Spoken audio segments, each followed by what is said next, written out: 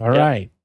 We are live, and you can't see me because my camera broke right before we went live. So you see a nice picture of just me sitting up there doing nothing. Anyhow, we are up to session 2 of Jewel the Indigo Isle. Last we left off, you were tasked to find a missing map, half of a missing map, half of a treasure map. And you managed to very quickly find the person who found the map and then lost it. And you've been going around town searching for the map. In fact, you were ambushed by 2 pirates who you promptly killed in cold blood. How dare you? Not cold blood. They attacked us. It was hot blood. It was hot blood. Okay, in hot blood. So, especially since I used fire on them. Well, It's okay. third degree. Oh my God. All right. So here's the thing. Manslaughter. Yeah, third Manslaughter. degree Well, manslaughter. this is parrot slaughter. So Self-defense. So here's the thing. Seth, you cannot do non-lethal combat for spells. I spoke to Mark about this. It is not possible. The only way you can do non-lethal spells is if you take something like Daze or a spell that literally specifically says it does non-lethal combat. And for Mr. Eldamon, Eldamons will can't make that fire non-lethal. Let me tell you. That's all I'm going to say. There actually is a feat you can take later that can make your attacks non-lethal if you want. So, yeah, just letting you know. So if you want to kill people, you're going to kill people. If you don't want to kill people, well, I guess just go in there and fight with your fists and use the blunt parts of your weapon. Or you can use things like saps and other combat accoutrements. That's what Mark said. I do like what you're trying to do though. Like you just try to be judicious about your lethal combat because things do have hit points. Like if we can gauge their power level and be clever, yeah. Like you just hit them once with that and they survive that, but they're then down to 25 hit points and then you beat them up. Well, I like that we're more realistic than a network television show where you just knock someone on the head and they'll fall down. Yeah, we don't get the A team option. We don't get there's no A team here. Option. Well, it was like Chris does a spell and he crits and like makes the guy explode, and then Jason summons his fire Eldamon and does like 24 points of damage, and he's like turns into like a melting candle, like Raiders of the Lost Ark. So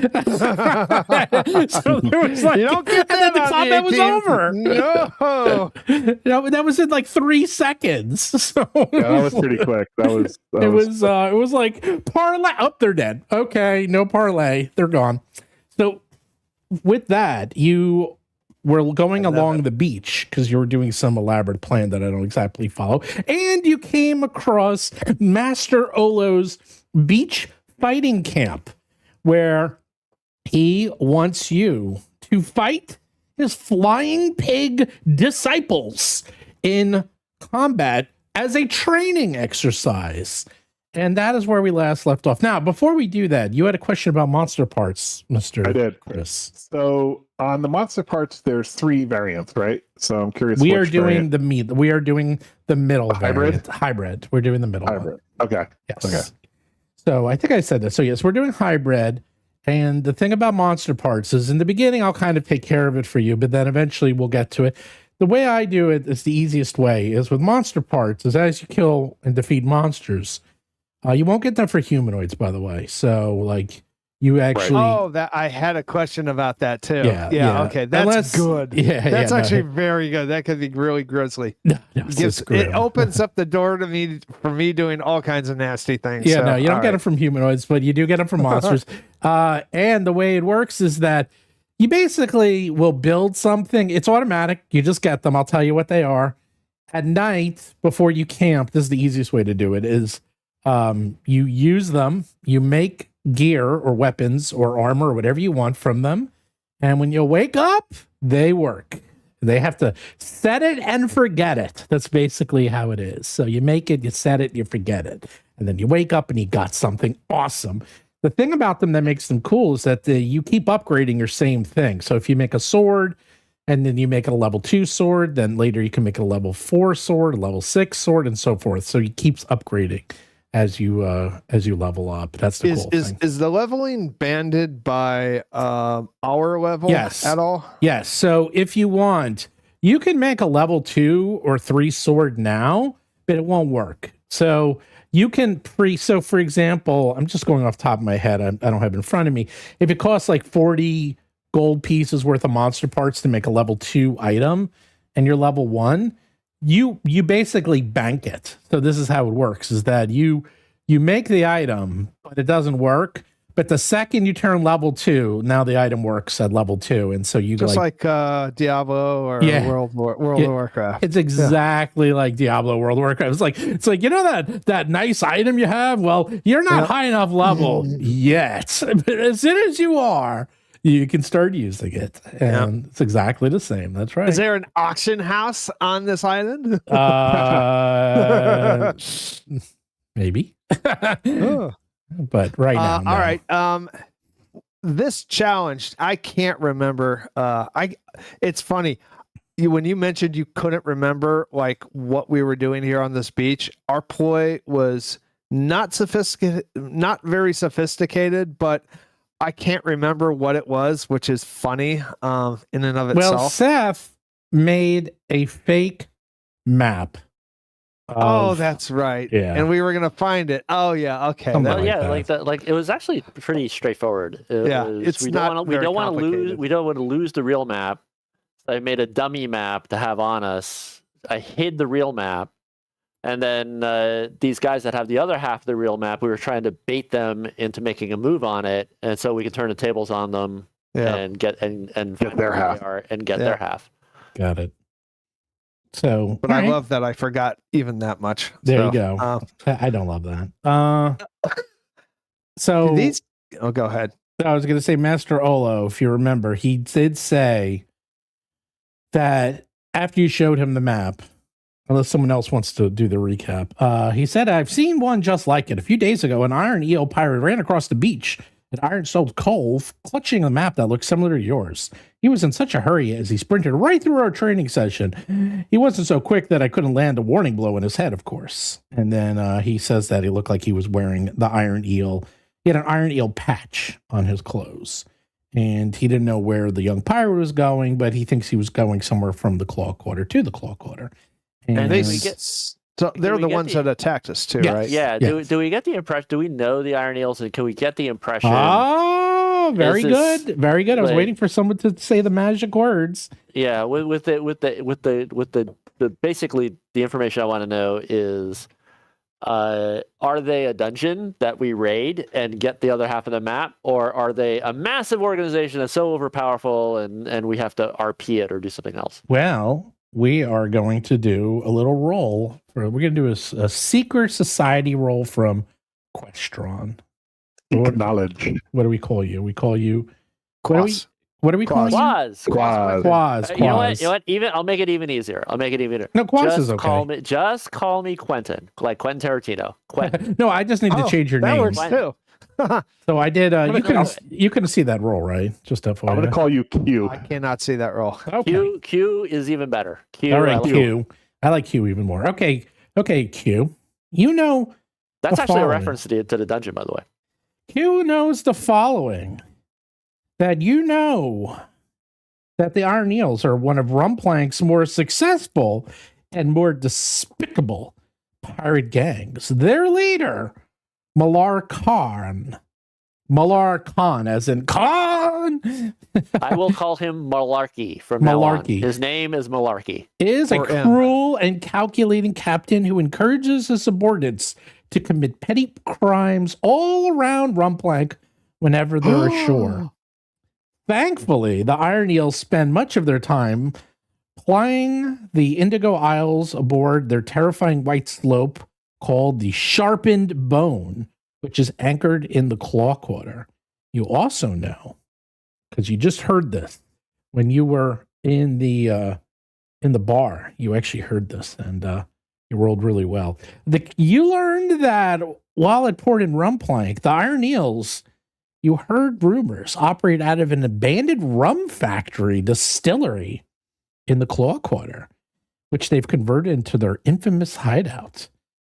The gang name sounds like a dungeon. That sounds like dungeon The raid. gang's name comes from Malar Kong's weapon of choice, a horrifying instrument of pain made from the skeleton of a giant eel whose pointy bones have painstakingly cast in iron and threaded together with an iron chain.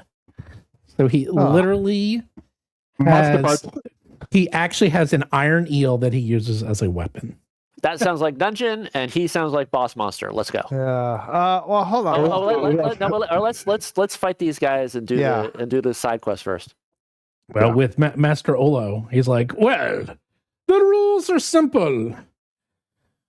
How many of you wish to fight? All 4 of you? 3 of you? I absolutely wish to fight. I will fight. I raise my hand. I raise my hand too. Is this lethal? No, damage non-lethal. No spells. You may use the blunt end of your weapons or your hands and your feet. And he looks at Ivar, or your tail. I say my feet and my mouth are lethal weapons. So yes, you may. Well, you may blunt them. Just gum them with your mouth, and don't put out your claws if you're going to use your claws. This is if my powers are not good, I think I should sit this one out because I would hurt someone. I have the same problem. I don't really have any non-lethal way to contribute. Well, he looks at you. 2-on-2 match then maybe? He looks at you and he's like, well, you have a unarmed strike, don't you? Or a dagger? Just use the blunt end. I'm sure you'll do fine. He's kind of surprised that you're not against trained monks, though. It's like, all right. Well, I have no problem with it. Can I use a mace? I mean, that's blunt. Yes. I have a suggestion. You just have a -2 to your attacks. That's how it works. I have a suggestion. Okay. I have a suggestion. Yes. This might be fun. While we're sparring, you should make a target for attacks. You should make like a sand sculpture, like a sandcastle, and make multiple of them, and then like you strike it with your most powerful spell and obliterate it, and then the master strikes the other one with his most powerful strike and obliterates it, and we'll see who's more powerful. He looks at you and says, an interesting idea. Perhaps we'll do that at one of the many festivals, but this is not for me. We will not go off script today. No, it's not that. It's not that we won't go off script. It's that this fight is for my disciples and not for myself. That's a crafting. You need to know how to build a good yeah, you should practice your crafting too. I know how to craft. I know how to. You should learn. You should learn. I didn't take crafting. You need to be well-rounded. You need to be well-rounded in your skills. I should have. Well, what are the rules? DeMarty goes over to Master Olo and says, sorry, Master Olo. I just met these guys. They're kind of weird. Yeah. It's like, they don't know the rules of the game. He's like, that's quite all right. That's quite all right. We must teach the ignorant and the foolish of how to do proper sparring technique. Are these guys armed or no? No. Okay. I adopt a kung fu meditation pose. I am ready. And he asks the flying ping disciples, who would like to spar? And all 3 step up. And he goes, no. Just 2. And then they all go around and do rock, paper, scissors real quick. And one of them sits out. It will only be 2 against. It's only 2 of them. Against 3? Sure. 2 against 3. Well, why? Do you think that's fair? Do you want to do 1 against 3? I mean, it should be 3 against 3, right? What's wrong with 2 against? They says, we need a challenge for the disciples, please. Okay. Are you ready? I step ready. Step and adopt the combat stance. Okay. Everyone goes into the combat pose, like your best pose. I might have to use lethal damage. If you do, you will die. You actually got thrown in jail, which would be funny. Okay. So I rolled my. You guys can roll your. It's weird. Why is my sound not working? Yeah, I don't hear anything either. I don't hear anything. Configure settings. Why is nothing working? I heard the die roll sound, but nothing else. Oh, I didn't hear Well, the die roll. So. But both of us roll the die, right? Yeah, And I I'm saw rolling. I saw. I'm rolling. John's. He's taking too long. All right. I thought you were rolling for me. Oh, well, now I am. All right. Oh, now I hear things. Now I heard it. Permafrost. You are up. It's low tide. First of all, You can use that. not why can't I use it? It's the beginning of combat.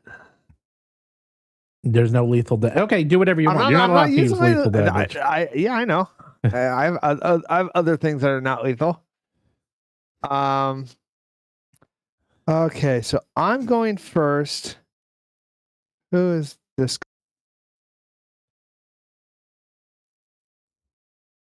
Do you guys like flanking? Of course. What's not to like? 1, 2, 3. Well, I can't give you oh. Yeah, that's realistically the only that's as far as I can get for flanking. Unless I go here. Okay, I can do this. One action. Okay, 1 action and 2 action. I'm going to hit them with my mace at -2. Did you target the one? Hit T. Yep. Then I go to strikes. Sorry, my interface is on top of. Okay, so my mace is right there.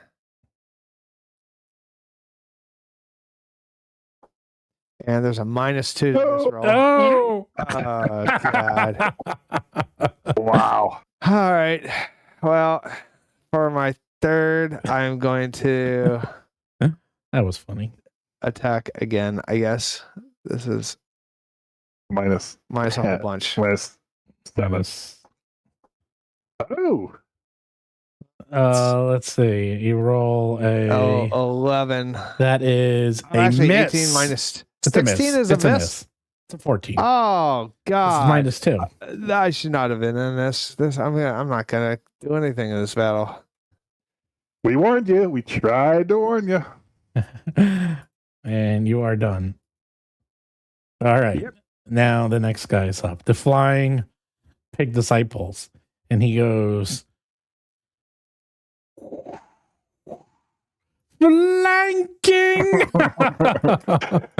Gonna knock you out. on Mr. He rolls over like on the beach and targets Mr. Permafrost and is going to do a little attack. Can I do a reaction? You have a reaction?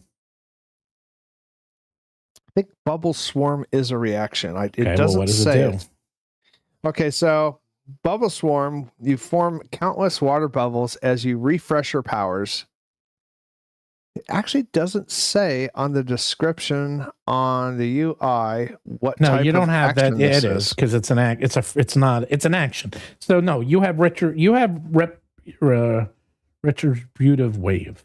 So if it hits you with you, this is what it is. You can do this. All right. So learn your powers. All right. So he's going to attack you. He's going to hit you with his fist.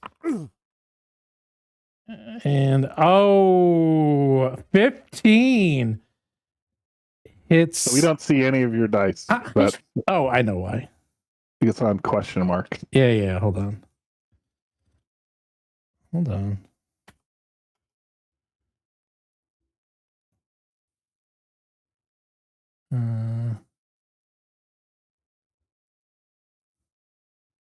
like seeing the die roll and the drama. Yeah, hold It's very on. cool. Where it's Let me like try it's this about to be a again. 20 and then it's a 1. I didn't roll a Oh. 1. I actually did a critical hit on you, but that's okay. He's gonna do a second attack. Probably a flurry of blows. Wow. He misses you just barely. And he's ashamed. You go. Me? Yeah. Nice. Chris. All right. I can't believe they missed. That's actually unacceptable. I was about to actually the roll that didn't show up was a crit, but I'm not gonna. Sorry, I'm taking your flanking. Trying to find my volume. Where's the volume?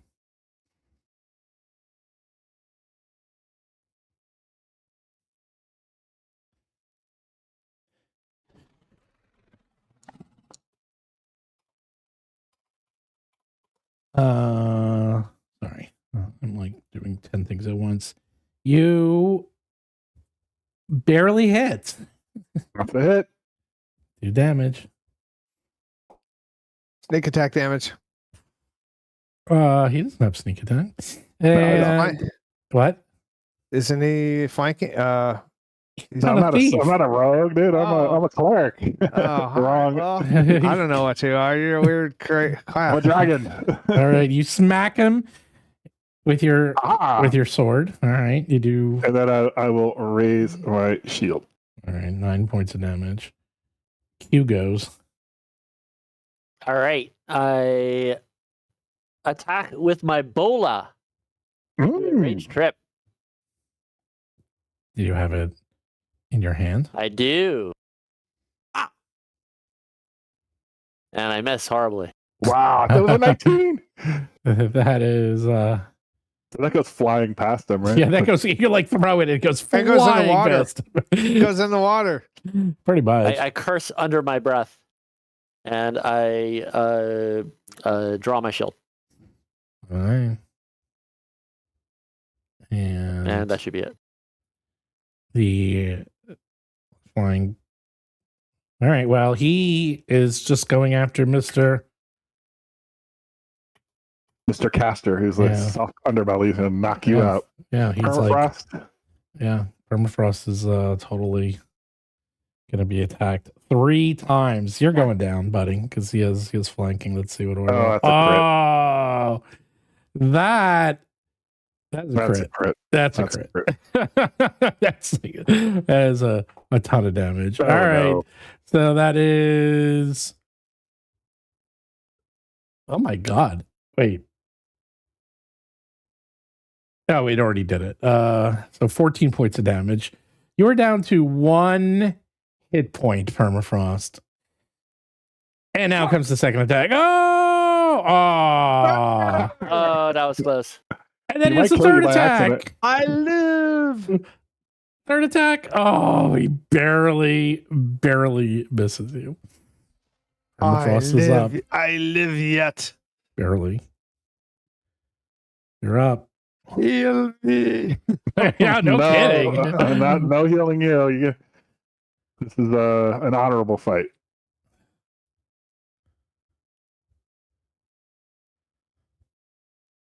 All right. You're up. John, you're up. Oh, You have 1 hit it point. didn't.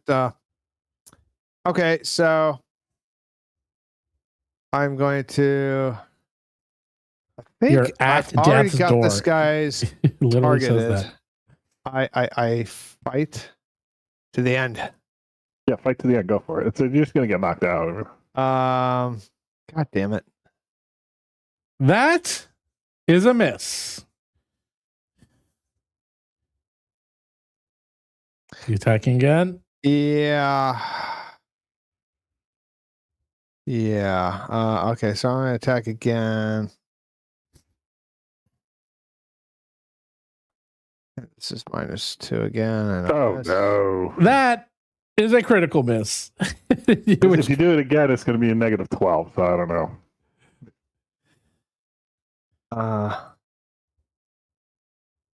All right, I'm trying to do bubble swarm, but it's not working.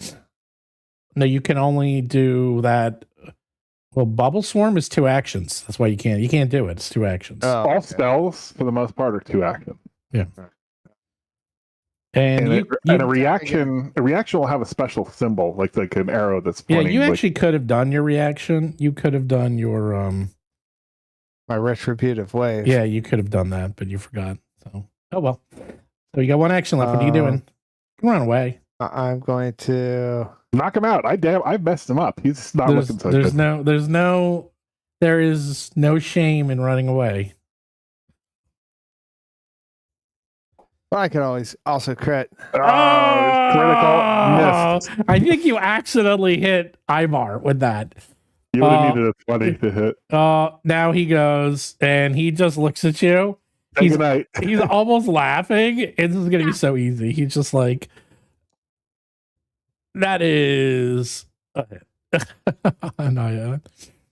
Boop. Just a little bit of damage. Let's see how much damage does he do. Wow, he killed me. Damn, he does 8 points of damage. And down goes permafrost. Well, the good news is it is non-lethal, as you can see. And then he is going to move. What is his movement? His movement is probably a lot. As a monk. Not really. Fine. Are they not monks? And yeah, they are, but they're water-based, and they are they are on the land, and they are not great on the land. So he walks over to here and looks at you, Ivar, and he says, "Sorry." He targets you. Sorry, I didn't mean to do that. I hit your stealth check by accident. And he does a monk attack in the face. Oh my god. That's a miss. That is a miss. You have a much better armor class than that. I do. Because I'm a frontline melee. All right, frontline melee, you're up. All right, let's do it. I'm still going to go after this guy. Yeah, you actually have good AC. He's still targeted, right? So that's cool. Yeah, it keeps the targeting on. Oh, I kind of hear the music. There we go. Nice. Oh, you hit. That's a hit. Do some damage. How do you untarget something? You just hit. Retarget something else. Yeah, retarget something else. There we go. Oh, you do 10 points of damage. Is he still active? Yes. He's still up. All right, I'm going to tactically retreat. How about that? Oh, wow. How about that? I love how you guys thought 3 against 2 is not going to be a fair fight. And I raise my shield, and I'm done. Q is up. You're staring down the barrel of 2 of these monks. Yeah, one of them's is in trouble, though. Yeah, one's in deep trouble. All right, so I move over there into a flanking position. No, he's not. He's out. He's out. Permafrost is out. Here, I put Permafrost. Oh, okay, there. so whatever. I still move over there. Okay. And I attack.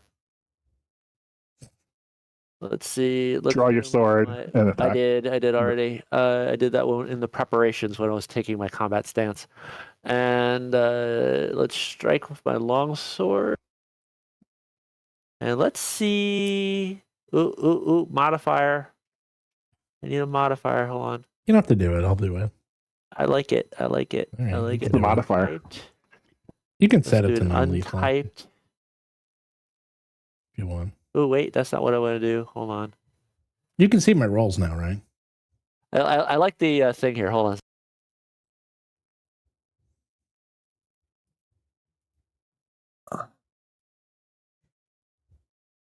I'm actually putting in the modifier on my little thing here. All right, there is. It's -2, right? Yeah. Oh, there we go. We got now. Is that a circumstance bonus? Sure. Like that thing? Sure. All right, and so there. So now I have -2 on my modifier. Here's my public roll. Again, I roll like crap. After all that, and he After rolls. all that. And roll a 12. For my next trick, I will attack again at +2.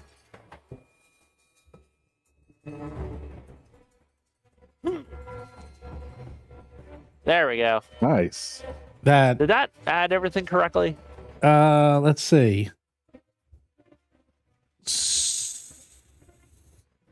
Well, it's actually you forgot the -2, but yeah, so it's plus 4, it did plus flag the 5, flag. -5, -2. So you rolled a 19 and you hit. I hit. Yes. All right. Will you do your damage? And is there anything else anything I have to do with this? No. Just base damage, right? Yeah, just damage. A 1. Wonderful. Well, Five not points of damage. really. Woohoo! You did 5. You did 5. Oh. All right. He's There you gone. go. He drops. He drops on the ground. Well, he's unconscious. He's unconscious. He's not really dead. Okay. You got one action left. No, No, you don't. You I moved. moved. Permafrost. You're on the ground. Oh, I groan. Flying pig disciple looks at you and says, a true challenge. Someone worthy of my skill. Finally. And he like looks over at Permafrost and just like throws a little bit of sand on you, by the way, because you're like totally out, by the way. Here we go. Strike. Here we go. Oh, that was almost a 19. Oh, he does flurry. Second attack. Oh, that does not look good. I do reactive shield. That's right. Well, that gives you You plus didn't. 2. No, you didn't put the shield up. You can't do that. No. I did I don't have to. That's what reactive shield is. Reactive shield is a reaction that gives you the armor Yeah. class benefit. Yeah, you snap your shield into place just as you would take a blow, avoiding hit in the last second. You immediately use the raise a shield action to gain the shield's bonus to AC. It might still hit, It though. still hit. It probably Yeah. hits. It still definitely hits. hits. Still hit. Does it soften damage?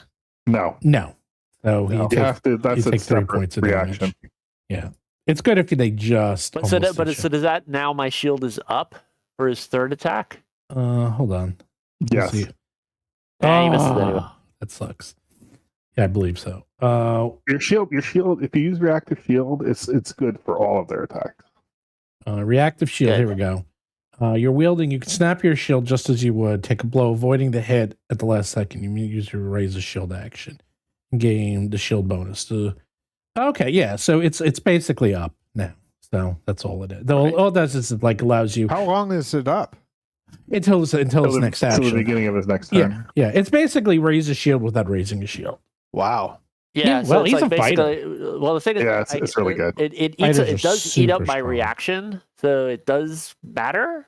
You can't shield block. Also, that's the problem. Like you can't. Oh get yeah, the what's the damage. deal with shield block? What's that? All right, so shield. I've done a lot of studying this week on rules. So Yeah. so shield block is also a reaction. That's when you have a raised shield, you take damage. You can use shield block to mitigate the damage. It's based on the hardness of the shield. So like I see. your Yeah. shield is 5, so it would mitigate 5 damage, and then any excess damage goes to you and the shield. I see. So it's a little bit of a catch-22 problem, Right. Where like if I raise my shield, I get all the benefits of the shield. If I don't, Oh no! By the way, I could use my reaction to get the no, plus that 2. doesn't last the whole round. right. It does not last the whole round. I'm sorry. It's only for that one attack.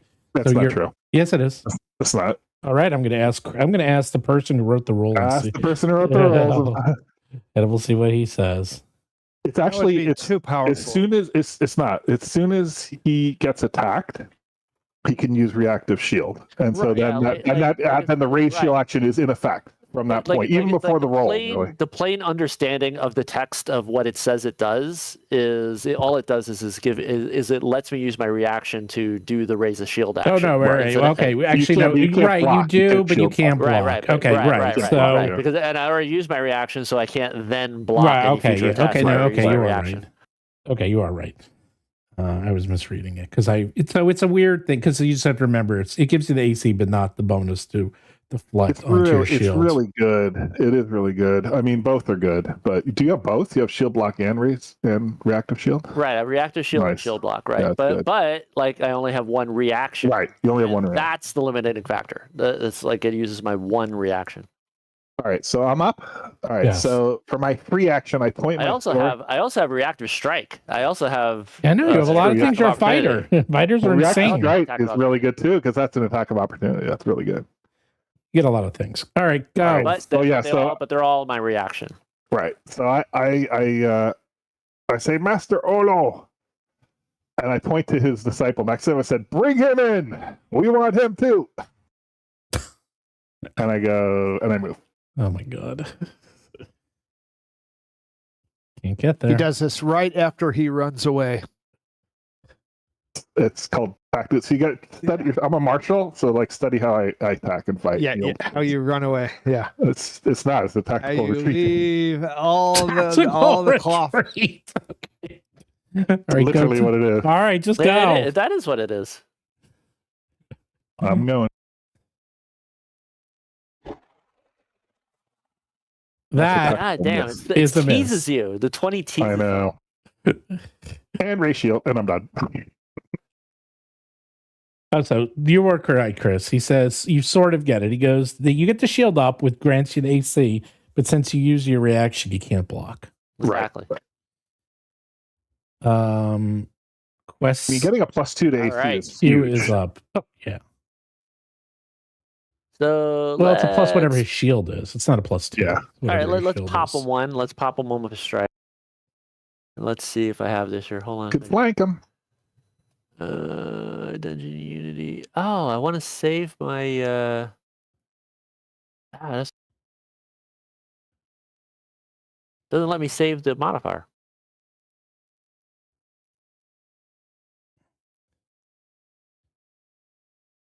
You should put an X through Permafrost's face also. You also wrote, however, if they're higher level than your crew is, there's a feat to get an additional reaction for shield block. Then you can use your regular reaction to reactive shield, and then the additional reaction from the quick shield block to shield block. Yeah, actually, I do know fighters can get two. There you go. I missed. Yeah, What happened? That's a high level feat, though. I think it's like I That's the way missed. to I do totally that. missed it. I can you roll it again? I rolled 20. Yeah, uh-huh. I got the fanfare and I everything. saw it. I I'm saw gonna- it. Hit the I'm gonna roll damage. Hit I roll damage. damage. Hit damage. They roll critical, right? No, just hit damage. Just hit damage. I'll It should crit it. do it. Yeah, I mean you could if you want. Doesn't really matter. But just I want to do it. I'm All gonna right, do it. hit I'm gonna hit all right, critical all right. and Just see hit what the happens. fucking button. Take it forever. I'm gonna make it do it automatically. Well, we have to learn it. Like, I we do know. have to That's learn. why this is here. Okay, you do the damage, and he goes down, and you All win. right, the so that's my encounter. first. That's my first action. That was over. My second action: Yes. stand next to my comrade. Third action: Yes. I extend my hand and I give him the kung fu palm up, fingers fingers wiggling at me. Nice. Come on, come on. He said one more. Let's go. And I'm locking eyes with the third disciple that is yet to engage the combat. Yes. Oh no, declined the mirror offer. images. Mr. Olo comes over and declines the offer. He comes over and picks up his disciples and gets them up. And they Your men fought. Your disciples fought well. he says, "Aren't you going to get your comrade, who's like he's totally unconscious in the sand? There's a crab crawling on his chest." All right. When he says that, I say, "Oh yeah, you're right. I almost forgot." And then I go and I pick up my bolo. I will go to tend to him. Wow, that I give you a hero point for that. That's good. That's in character. There we go. I like that. Bink, got a hero point. I tend to permafrost. Are you sure you don't have something better to do? I sheath my sword first. How are you Oh. using a sword? Aren't you I use a- using blunt instruments? I'm using the flat of my blade. Oh, That's right. That's what -2 is. It's like you either wrap it or use the blunt or something like that. So And I sheathe all of is my that the weapons same and thing with shields. a mace? You still use like a minus It's all the Yes. same. Any a weapon. Yeah. bludgeoning? but with that also Mr. Olo comes over to you and says, good. But you'd better learn the stance of the flying pig, which I will teach you now. Watch and learn, my disciples. And then he jumps up and does the flying pig stance. When pigs fly. Yes. Nice. And he looks over to you and says, if any of you want to learn... Oh, wait, you want to see the flying pig stance? Here we go. I want to see the flying pig stance. That is the flying pig stance. Is that what he looks like? Yeah. That's excellent. Okay. That's what He it looks like he's a pork guy. Yes. And yeah, Pork. you can learn the flying pig stance. In fact, here is how do I show I this? absolutely wish to learn the flying pig stance so that all of my enemies will fall before me when pigs fly. Can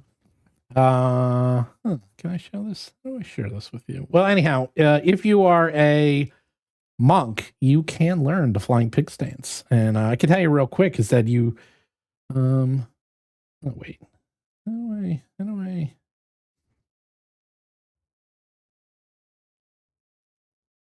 Oh. And also you can learn the pig rush feat. There we go.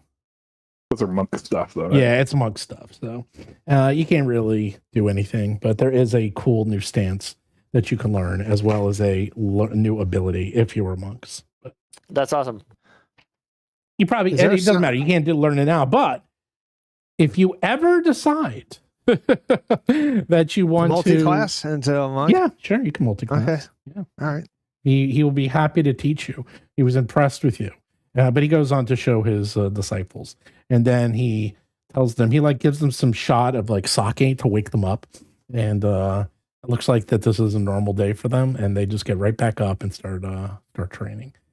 And he goes, All right, I'm emboldened by our victory, and I say we should go post haste immediately and boldly break down the door of the pirates, and The iron eels. and take from them what they do not deserve, and give to us what is our right. wow. I agree. We should head over there. Is there something in the interface I need to do to give myself like healing? Yeah, someone has to or- heal you. You don't get it. This isn't Okay. automatic. Oh, really? Even non-lethal? Yeah, that's not how it works. Someone has to heal Well, them. Does anybody? Well, okay, for You a need second. somebody- you need I was somebody to dead a kiss the boo-boo. second ago. You still are I dead. can try treat wounds. I mean, it only The makes treat them immune wounds, for an yeah. hour, so Yeah. There's no hand wave heal yet. You guys are level 1. Hand wave heal doesn't come Non-lethal up. is different. We're to also us, on a beach. I mean, See, those guys are all not healed this either. is then, not right? exactly a dungeon. They're all messed up. Correct. Yeah, you are completely right. or do I have treat wounds? I thought you did because you had the med kit. I gave it. I can treat wounds definitely.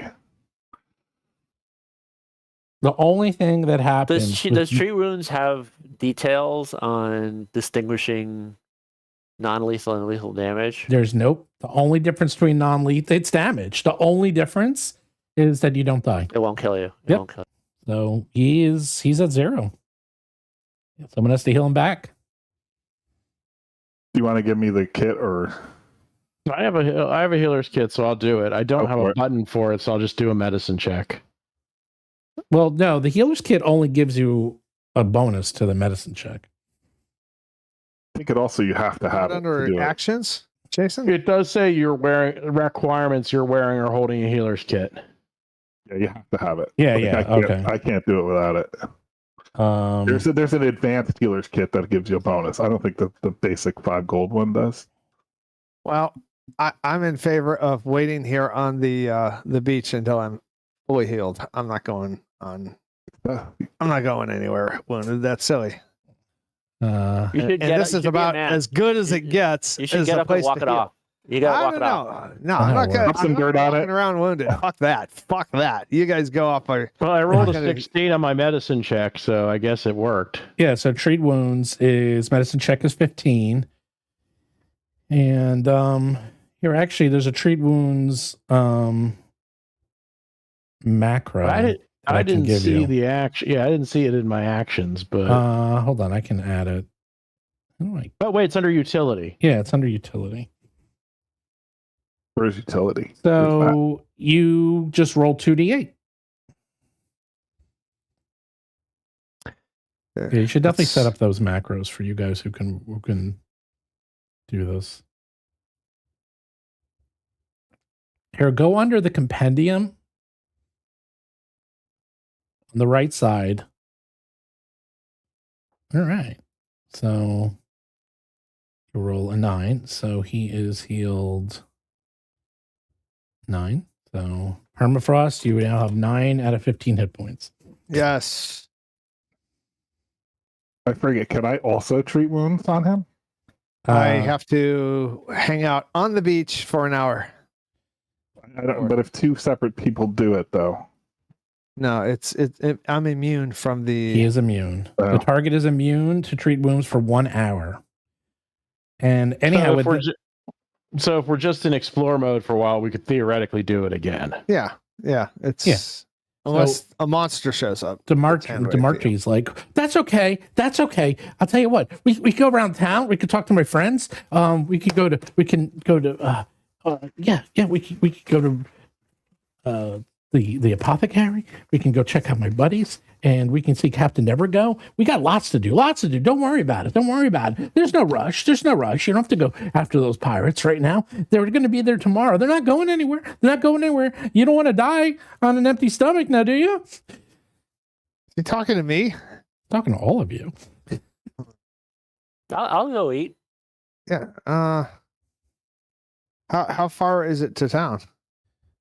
You're right in town. This is town. You're like right. The beaches. Yeah, the beaches everywhere. Like there's tons of beaches. It's like California. It's like Irvine. Like you just like the beach, and then you walk 2 blocks and you're in town. So I have an affinity for water. Let's just wait here for an hour. Heal me up, and we'll go in town.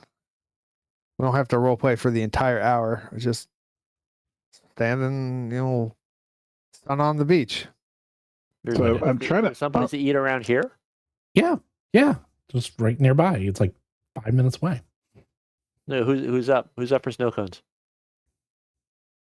I'm up for that. I'm trying to drag. Are there any goblin pickle vendors around? Yeah. What about watermelon? We can do that. That game where you smack the watermelon. Sure. Yes. There's no goblins. He's never heard that word before. He's like, a goblin? What's a goblin? He has no idea. Sorry. Anyhow, with that, let's see. Just move you. I guess John is just staying at the beach while the rest of you go. So. You guys go. I'm gonna hang out by the beach. All right. I just get town. I mean, we could wait. Just tell me what you're doing. Just tell me. I think you should just wait. Let's wait another hour, and I'm going to try it because I dragged my macro over. I think I'm going to see if it works. So I'm going to do it. I wander around and look for a fruit vendor. I want to buy a watermelon. Get a monkey if you have one, if you can find one.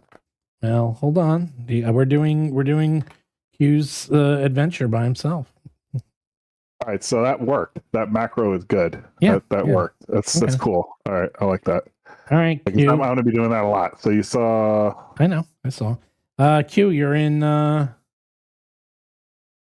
You're in town. Oh, that looks like somebody who sells fruit.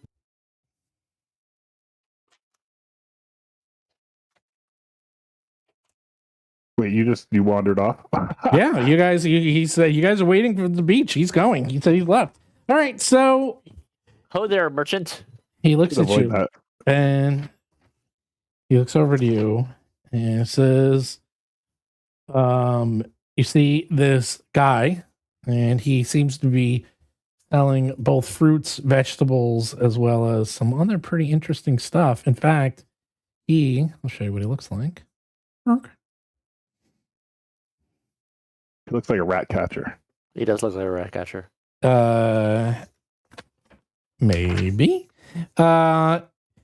He has lots of little rats. He ain't afraid of no rats. Yeah, he's got like lots of rats. He's got melons. He's got a wide variety of fruits and vegetables. He also has these really cool looking instruments in his cart. And he says, Oi, buddies, or oi, buddy. He clucks the man's voice from a nearly covered wagon. The rough and tumble Gamayan's wearing thick overalls. He leans against the wagon and he's picking his beak with a tiny sharpened bone that most likely once belonged to a rodent. And he goes, I've heard of you, the man says with a thick Rumplank accent.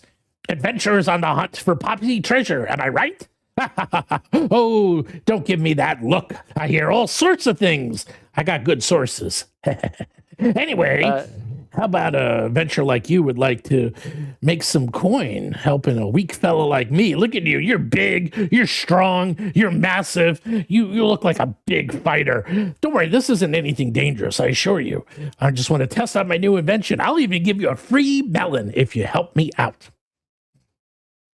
Free melon, huh? What does a melon usually cost? A melon usually cost? Oh, 2 silver. 2 silver? I check my coin purse. It's like while he's doing it, he's quickly. I've got 2 silver and 9 copper. And it's like, it's like, all right, well, tell me about this job. He goes, oh, excellent. And he shows you this this thing. All right. He goes, okay, look. And he pulls up this bag, and the bag has a hose on it, and it has the big word RR stenciled on the front. And he goes, I invented this new device I would like you to help test out. It's a work of genius, I tell you. No lie, I call it. And he pauses for effect, gesturing vaguely with his hands. The Rodental Respirator. What does it do? Helps rodents breathe. That's awesome. And he goes, it's a machine. It consists of the short hose. Then he shows you the hose attached to this torso-sized leather sack. And you can see the sack. And he goes, I use this to suck up rodents. The problem is, the force is currently just a tiny bit too strong. It sucks up blood mice and other rodents just fine. But if you're not careful, it'll suck up your hand. And then he shows up his hand, and his left hand is completely broken. and it's like wrapped in a bandage. And he's like, well, I've tweaked the knobs a bit, and I think I've gotten the suction down to a good level. But all I want you to do to test it out is just be a good buddy, stick out your right hand right here, if you don't mind, and help me to see if the suction is just good enough. And then he holds up a gold coin. He goes, and I'll give you this gold coin if you do it. Hold up my hand to see if it's good enough. Yeah, he wants to put your hand in front of the suction to see if the suction is too strong, because last time he did it, broke his hand. Just do it, Seth. Stop arguing. This sounds like a terrible idea. But then again, gold is a gold. A gold is a gold. A gold is a gold. And I'm pretty tough. And I'm just like, all right, sure, I'll give it a shot. He's like, excellent. And he puts the thing right up to your hand, and there's a little button right by the hose, and he presses the button. Give me a fortitude save. All right. You're good at that. Exactly. Yes, you better get those hero points ready. He has 2. He only needs 1, though. And you roll an 18. You are really tough. So he flips the switch. You feel a massive amount of suction. Your hand is sucked partway into the hose, but you don't get pulled in. You just sort of like get like a really strong vacuum. And then he's like, and then he says, oi. And then all of a sudden it starts like vibrating and going crazy. Your hand is okay. And then he turns it off. And he goes, looks like I still got some recalibrating to do. He eyes the machine. Totally oblivious. I do a craft check to see if I can figure out like the nature of the device to see if I can offer any helpful assistance. Very good. Give me a crafting check. Let me find it here. Crafting. He seems completely oblivious that you Crafting. could have gotten hurt. He seems to be just be fumbling with the machine, and he opens it up. I get that. I understand that. And inside of it, you could see inside the sack there seems to be a gem and a feather of some sort inside of the sack. Did you get that secret crafting check roll? Yes, I did, and you did an excellent job. You know immediately what's wrong. In fact, you look in there and you can discern right away that he has in here a small elemental gem, which contains a fragment of power from the elemental plane of air, and he has a fan feather token. And when he presses it, it energizes them, causing suction, a cleaner, if you will, a vacuum cleaner, if you will. The problem is that it's too strong. And you know that it only needs the elemental gem to operate. In fact, it doesn't even need the feather fan token. And so he says, hey, have you thought about maybe modulating or removing the feather fan token to modulate the power down to rat size? And he like smacks his head. He goes, of course. And he takes out the feather and he puts it in his pocket real quick. And he cinches it back up. He presses the button, and it's powerful, but not too powerful. And he even puts his little hand over it, and it's fine. He goes, "Oh, you sir, you are a genius! I tell, genius! No wonder the king hired you. Yes. Here." And he gives you a whole bunch of melons. He gives you your gold coin, and he gives you the fan feather token as well. Nice. Awesome. Yes, here. Add that stuff. I'm putting it right in. I am adding it for you. Here's your fan feather token. That's your favorite thing. I gave you the fan feather token. What does that do? Makes wind? You can look it up. And I will give you 1 gold. And you can add 3 melons on your own. You could do that. All right. So I say, that's great. Thank you very much. And I head back to the beach. Okay. He's so excited after you did all that. All right, you head back to the beach. Go back to the beach.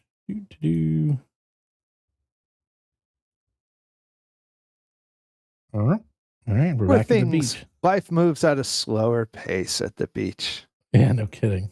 Well, you have two members of the party have an affinity toward water, so That's true. and I like to swim. yeah, and I forget Jason's character's name. I'm an amphibian, so I can Iggy. wander Iggy, around that's the right. water reasonably well. Okay, so As a We like the water. non-combat, just as a non-combat thing, the fan feather token can give a boat a 10-foot move bonus to speed for 8 hours, Nice. or it can cast a single cast of gust of wind. what is Cool. that? What? It's a feather token. It's a magic item. Oh, okay. I thought he had a cantrip or something that did that. I was No, like, no. whoa, that's crazy powerful. All right. Now what? I'm still in town. It looks like. Oh, there you go. Sorry. Back at the beach. Oh, You're so back at nice. the beach. And at this point, is he Seagulls, fully right. healed from my heal? You got to roll. I did already. Well, that doesn't count. Yeah, that was a That was do your it again? test roll. Yeah, Yeah, that was your I'll do it test again. roll. You got to do a real roll Got the macro because now. you could so- still fail That's right. or harm me. Oh, did he do it? He did it. Except, I'm really good at that. Yeah. yeah, except you only did 5 points. That's enough. So he has 14 out of 15. Ivar's 15 out of 15. Q is 20 out of 23. And what are we missing? That's it. Iggy is Oh, Iggy. undamaged. Iggy is totally fine. So, all right, there you go. All right. So Master Olo, you said that this guy ran to the north. This pirate that you clocked. He ran towards the pirate, the same district you're in. Their boat, right? They have their boat. They have no idea. Well, the claw quarter is like where all the nasty people hang out, and you're You said that basically they had. You said that they had the iron eels had like a slip, like a boat or something docked there, right? yes, but their actual but you know Base. that their headquarters is what did I say? Hold on. They have a boat, but their headquarters, while at port in Rumplank, the Iron Eels operate out of an abandoned rum factory in the Claw Quarter, which they converted into their infamous hideout. So it's not Rum factory. Yeah. yes. So they have a rum factory that they turned into a hideout, and that's where they hang out. They actually don't hang out. The boat's like in the middle of the bay. So That's for when they go pirating. They use that. So. yeah, All these right. guys are real pirates. So like the other ones are, everyone else is like fake pirates. They're cosplaying pirates. There's a lot of people cosplaying pirates. Right. The other ones are cosplaying pirates. I mean, I'm up. I mean, Q, are you up for that? Going there? Do we see these 3 little creatures? What Those are Iggy's creatures. Those are the Those are my Eldamon. guys. Those are my boys. Oh, This all is 3 of them Eldamons. hang out? Yeah. You don't get one at a time? Are they around? Well, during Like, combat, do they I get one at a time. But Uh-huh. Oh. Okay. like are the, like can you like are they NPCs? Like do they exist? well, Are and they floating around? technically, Can in we the interact world of the with them? game, they are phased out, and you don't see them right now. That's what I thought. That's what I Okay. thought. Steve put Okay. the tokens on the board for convenience, but Got it. you Got it. don't Fine. actually see them. Also, they do not understand. They have no way to interact with the world directly, and they don't Sure. understand the world like you and I do. They are Yeah. They're Spren. They're Spren. they're Spren. Exactly. They have their comprehension of Earth Yeah. and planets is beyond your comprehension. Question about the program, Steve. You would Yes. know this better than me. Yes. It's helpful to see names on things, especially when I'm interacting with NPCs. It's way easier if to you remember people's name when I if you can hold see down it. the Alt key, it always shows names.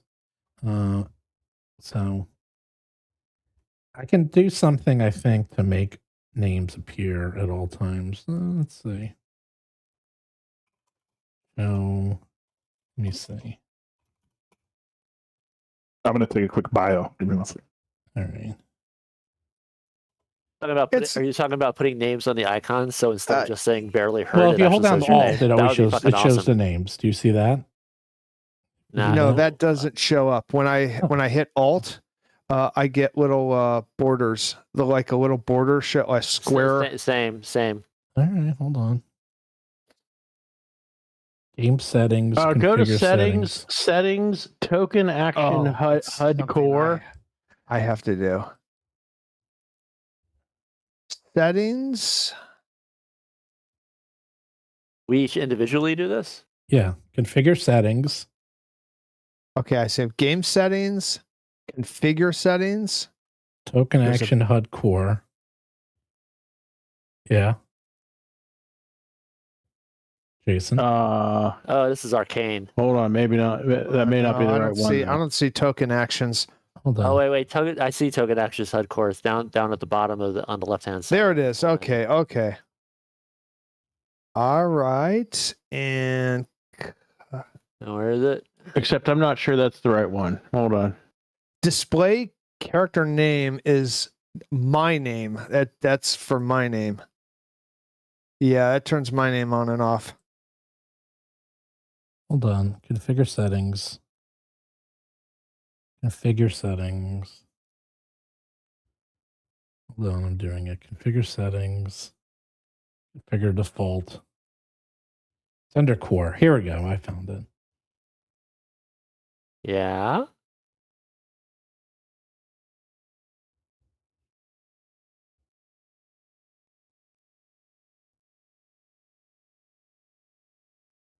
Did Dandelion like bananas, Seth?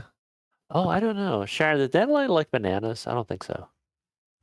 Cheddar gives me such when he smells a banana, he recoils and squeezes his eyes closed, and he looks at me like I betrayed him somehow, and he just walks away. He hates bananas. That's Oh my god, he loathes bananas. And it's not like I'm like, it's just sitting there. It's not like I'm offering Right. it to him. It's just he just comes over, smells it, squeezes his eyes shut at me, and recoils, and just like, "You son of a bitch," and walks away. He does not like him.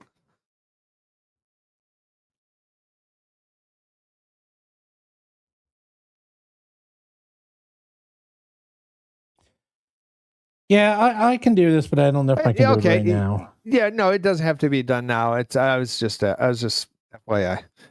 I don't know if the other guys while feel all the this same stuff way. is going on, I'm talking to the pig guy, and I'm suggesting that we play a game of that Japanese beach game where you blindfold somebody, and it's kind of like hitting a piñata, except you're using a watermelon. And I have the 3 melons that Is that I a have. thing? Is that a thing? That is a thing. That is a thing. I've never heard of that. It's all like anime. It's all over it. It's like you see it all the time. Anytime there's a beach episode, they play this game. You take a watermelon, you put it in the sand. Somebody's blindfolded. It's just like a piñata. You give them a stick, and then you turn them around, and then people yell instructions of where they should strike, and then they choose where to strike, and you try to hit the piñata blind. It's a melon. Try to hit the melon. It's a melon. Yes, a watermelon. And it comes out not candy or anything. It comes out gushy. It comes out watermelon. mushy. No, it's just cracked open the watermelon, and then everybody eats the watermelon, and that's the game. It doesn't. Hey, John. Yeah. And so I'm suggesting that game with the melons to the pig guy while they're all doing that. You Yeah. can set your token. If you right click on your token,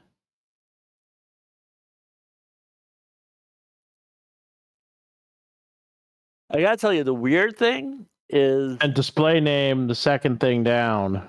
where your mouse is. That is clearly labeled. Oh yeah. Yeah, I see that. Yeah, I know. There.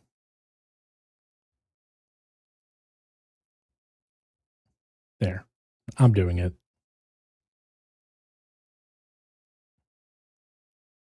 Oh, I see permafrost now. I see Iggy now. I see everyone now. Yeah. Nice. Okay. Yeah, I did that. Or Jason's also doing it on his. Oh, so we can do that too? Yeah. If you right click on your character and you hit the gear for settings. On my character. Okay, so the portrait Character. in the Right-click. lower left. Right click your character, then in the lower left there's a little gear for Your settings, token, right? your token, you mean? Your actual token. Yeah, I'm sorry. Your token. I'm sorry. It says token name, display name, all that stuff. And then if you do that, the second one, display name, is where you can change how it appears. So is the token the portrait of me in the round circle? Yes. Yes. If you Okay, right click on that. Right click on Okay. that. Yeah, there's no gear. I don't see a gear. Lower left hand corner. Not there. Right click on Not it. there. Not left click, right click. Yeah, it's not. It's Right not click? there. There's Open 3 configuration. little things on the left. Yeah. and 4 things. You get Doesn't kind of matter. I did everything it for except you. that. Doesn't matter. I did it for you. So don't worry about it.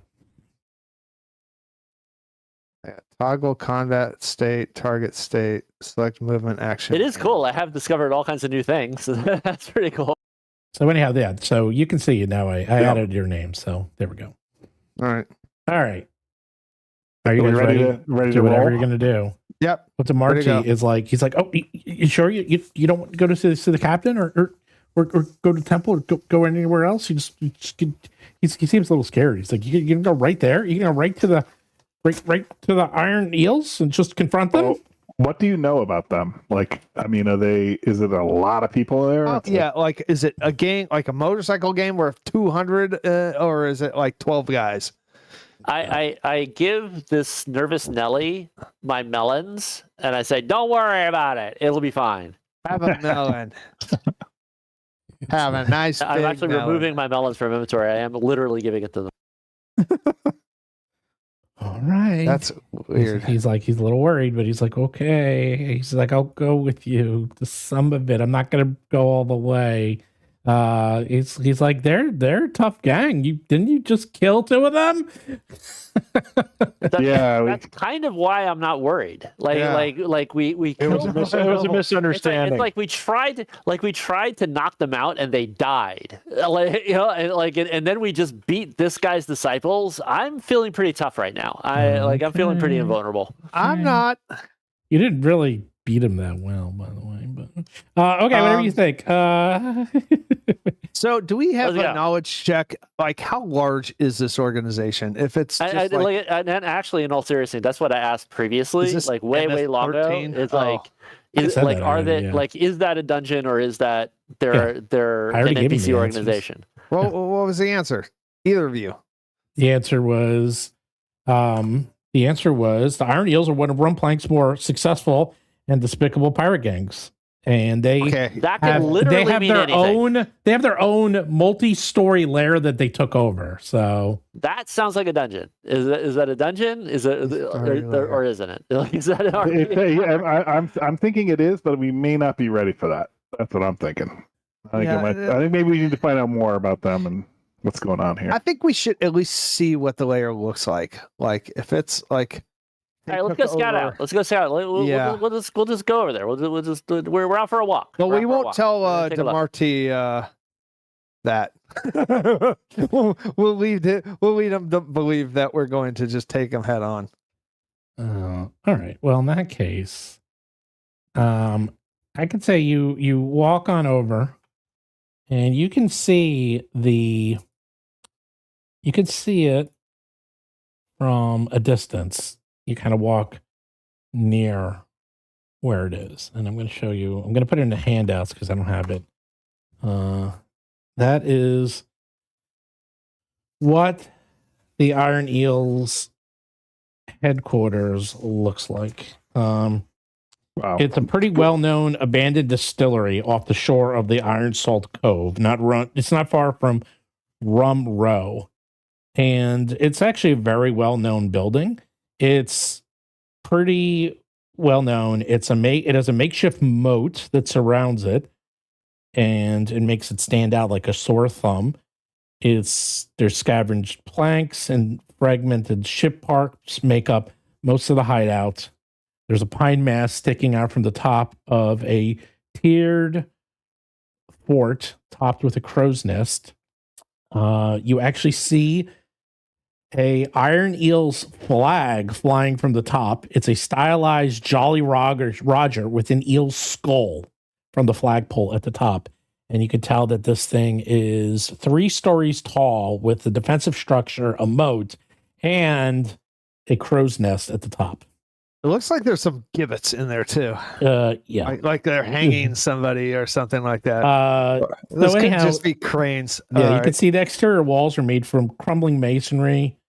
The ceilings look like. It's funny. It is funny because we are playing a tabletop role-playing game, Yes. and so that it is equally possible that is absolutely a dungeon that we are supposed to find a secret door on the side of it and go in and clear the place out, or that is an NPC location that we're not supposed to touch. It's equally, both of those are equally possible. Well, the view of this is perfect for us looking at it from afar. Yeah. So, Well, it is an island. There is on the other side. There's like a dock, but it's well known, and you can see that it once was attached to the mainland, and the pirates took it over and built a moat around it. It's not a very big moat, but still.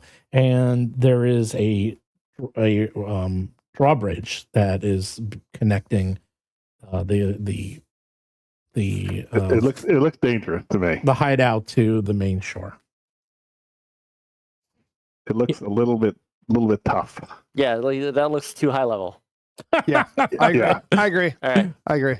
All right, how about the temple of what is it called? The temple of Temple of Many Colors. many colors, right? Yes. Temple of many colors. Oh, okay. You go over there and you realize, maybe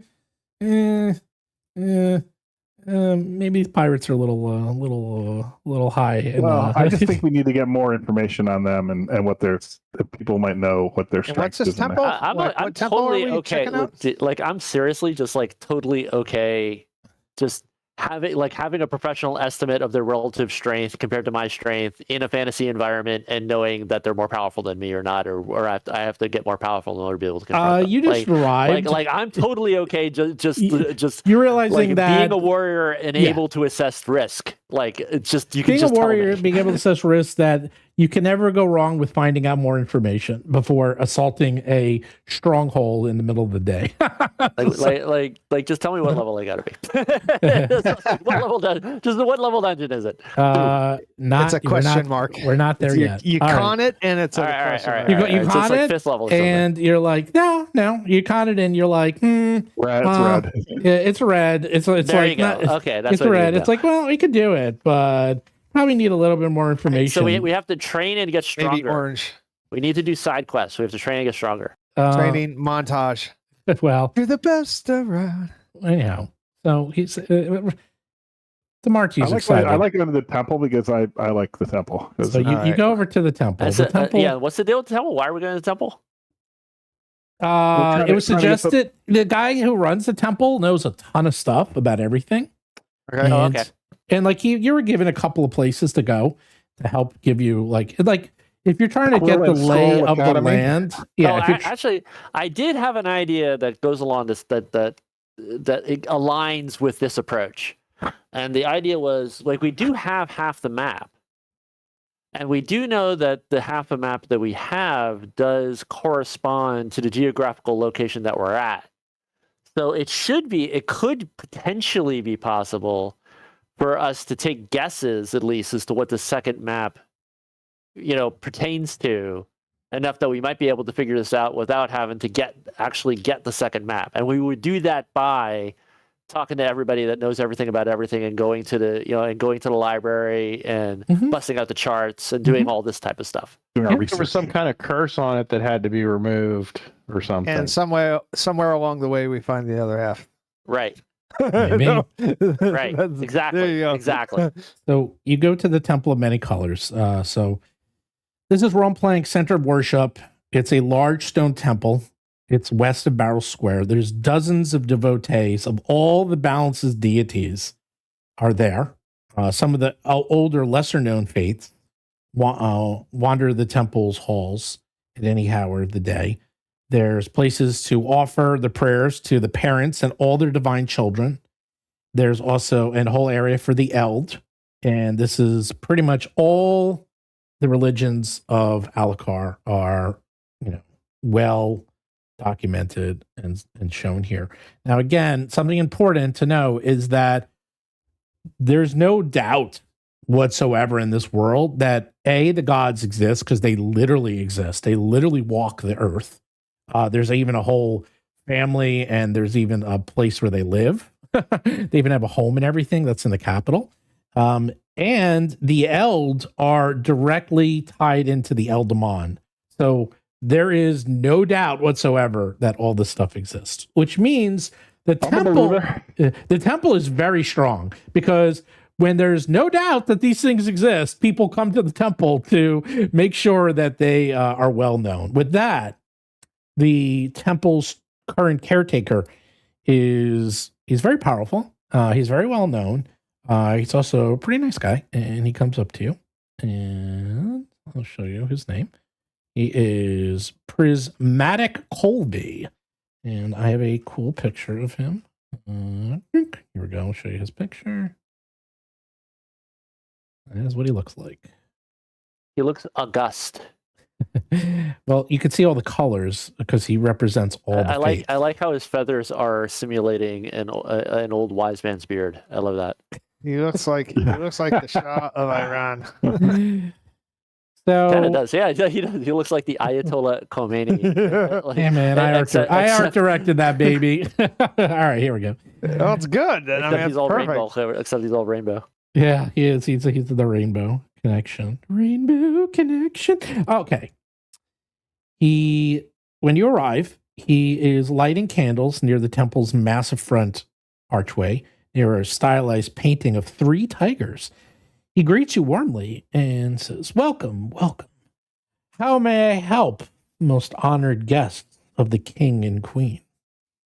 Word Well, seems first to I'd get like to say- word seems to get around very quickly in this town, by the way. Yes, it seems everyone is, like within like a couple hours, everyone knows what we're up course. to. It's our Yes. they know our business. They do. I say, yes, I've been meaning to make my first stop here. I am a devout worshiper of Jata. He does a little bow and he says, "Excellent, excellent. Another disciple of the children, Jata, the just, Jata, The the honorable. mighty, the honorable. Excellent, excellent. He's he. Yes, go on. He goes, oh, and you seem to be a priest yourself. Yes. Yes, I was blessed by Jata and the sea dragons to further carry his word to the people. He says, as have I. I am a devout follower of Castili, and I am here to mitigate his excesses. Castili. He goes on. He goes. He says, "Oh, he's actually very impressed when he hears that." He says, "Castili and his brother are frequent guests of the festivals. In fact, they have been seen here at least once a century." Nice. Considered frequent. So he says, "Oh, that's quite good. I'm actually surprised that you are not a disciple of Amon, the god of revelry, as that is by far the most worshipped deity in Rumplank. And Castili is one of the least, because restraint is so rare in Rumplank. However, I myself, if I were to worship one god, it would probably be Castili as well, because I also must feel restraint at all times." But you didn't hear that from me, and he gives you a little wink. So you know about what we are up to, right? From the king himself and queen. Yes, I do. Are you I do. able to help us with this map situation? Of course. Do you have the map? May I see it? Well, the map itself is in a safe place, but we have an expertly crafted rendition of it, and I produced my copy. Expertly rendered. He looks at it. He goes, It's like, "Oh, sweet child, this is completely worthless. Yes, this might be some facsimile to use to, It's keep your childlike. originals It's very safe, but childlike it's friends. unfortunately worthless to someone as myself, as I cannot deduce any magic or any aspects of it. So sorry. Yes. If you have okay. if you have the original, I would be happy to examine it." Man of the cloth is above reproach. You can show him the original. So very well, we shall produce the original, and I think I need an hour to go and. I thought you had it on you. Didn't No, you? I don't have it on me. I have it in me. Like I have it in the dungeon that I am, which is states that's a whole rigmarole to get to. So we have to go and snap our fingers and do a montage where we go someplace. We go someplace and it's like, well, if you I keep it in extra dimensional space. If you have a private room, I can retrieve it. And then, Of course. if he's amenable, okay. So I go to a private room and I enter myself. I enter a fugue state. Mm-hmm. Go into myself. I go Yes. and I move the hidden brick from the wall behind which I've hidden it, and I put it all back. The secret compartment. So here's the thing: you go into yourself. I get it. You find the brick, but unfortunately, the brick has been taken out and the map is gone. Oh no! Are you serious? Yes. Oh no! Well, you Really? are a dungeon, and you did leave treasure inside yourself, and those creatures will hunt down that treasure and take it away. You now learned the first lesson of being a dungeon. Don't put treasure in yourself. I believe when we had this idea, I specifically asked exactly that because I am me and I am a dungeon and I would know. And I actually you would know that. And in asked. fact, this is what happens: is that you're like, "Oh crap!" But then you look and you see down the hall some mice running away, giant rats running away with the fragment, and you're All like, right, I make a quick estimation. That is this I go on a little short quest to go and get it back, or You can do I just- get the whole, or you do just I get the go. whole party? Okay, no, I no. just go This and I is get just it. you realizing, oh crap! All right. I thought maybe you know good enough that you definitely don't leave treasure around, but maybe a piece of paper hidden in the wall underneath a brick probably would have been good enough, and you found out. Nope. Okay, not so not I go even get that. Not All right, even I'm that. guessing that they do that mechanically because it's like you can just put all of your Oh, yeah, I stuff there was gonna forever. say. It's Yeah. untouchable. Yeah, like the dungeon that is me. Mechanically, the way it's supposed to work is we're supposed to be able to have a side dungeon adventure into Yes. it, and like that's what it's there for. Yes. That's So cool. I go and I have my side dungeon adventure, and I retrieve the map. You quickly run after them, and they scatter. They drop the Bolo, piece use of your bolo. right. They scatter. They Yeah, drop yeah, it, yeah. and you pick it up, and you're like, "All right, I don't know if I'm going to tell the guys that this happened, but Oh no! No one needs to know. Oh no! you're like, Nobody needs to know. That's on a That need could to know hold basis. teeth That's on a marks on need to the know map. basis. Nobody needs to know. right. It's like And, no all right, one and needs to I leave. know. All right. And so I leave myself, Yes. and I go and I present the map to the august personage. Okay, and you're like, To his holiness. here, don't mind the teeth marks and the droppings. Anyhow, so you did learn. This actually was you did know this about yourself, but you now learned you really can't put anything in you. That's fair. Yeah, That's fair. Like even the smallest fair, that makes things are sense. gonna get one. Like you are a dungeon, and being a dungeon, having denizens, they just know. There's Greyhawks. They They're just Greyhawking know the where earth that out your It- know where the works treasure weird. is. The rooms shift. Things appear. Things manifest. It's a weird place. Yes. So anyhow, you come back, you hand it over the prismatic Colby, and he's like, excellent, excellent. He goes, what a fine scroll you have here. And he looks at it very carefully. And after a few minutes of carefully looking it over, turning it around, he seems to be casting a spell or two on it. And he goes, Indeed. The Gilded Pirate has enhanced this parchment with very powerful magic. Its markings elude understanding as long as the map remains fragmented. But I can deduce a few things about it. First of all, once you have the map fragment's partner, you'll need a specific magical key to fuse the two halves together. I have no idea what this key looks like, but you'll probably find it with the missing half, as I imagine they were stored together. Once you used it to reunite the map, you won't have long to read it, however, as the paper is warded with a powerful disintegration magic. So as soon as you've reassembled it, the map will start to crumble to dust. He hands it back to you and says, quite a remarkable thing, really. Poppy truly wanted only the finest treasure hunters to track down her treasures, reassemble the map, and then put a self-proposed time limit to find her treasure. Quite the devious one she was. He seems impressed. Indeed. It's almost like this is a poneglyph. If we could only find the one piece. Right. All right. What is this guy's name, by the way? What's his? Prismatic Colby. Yeah, I can display his token name. Are you suggesting that the watermelon is actually a devil fruit and will give you special powers? Oh man, I hope not. You gave him away. Yeah, So anyhow, he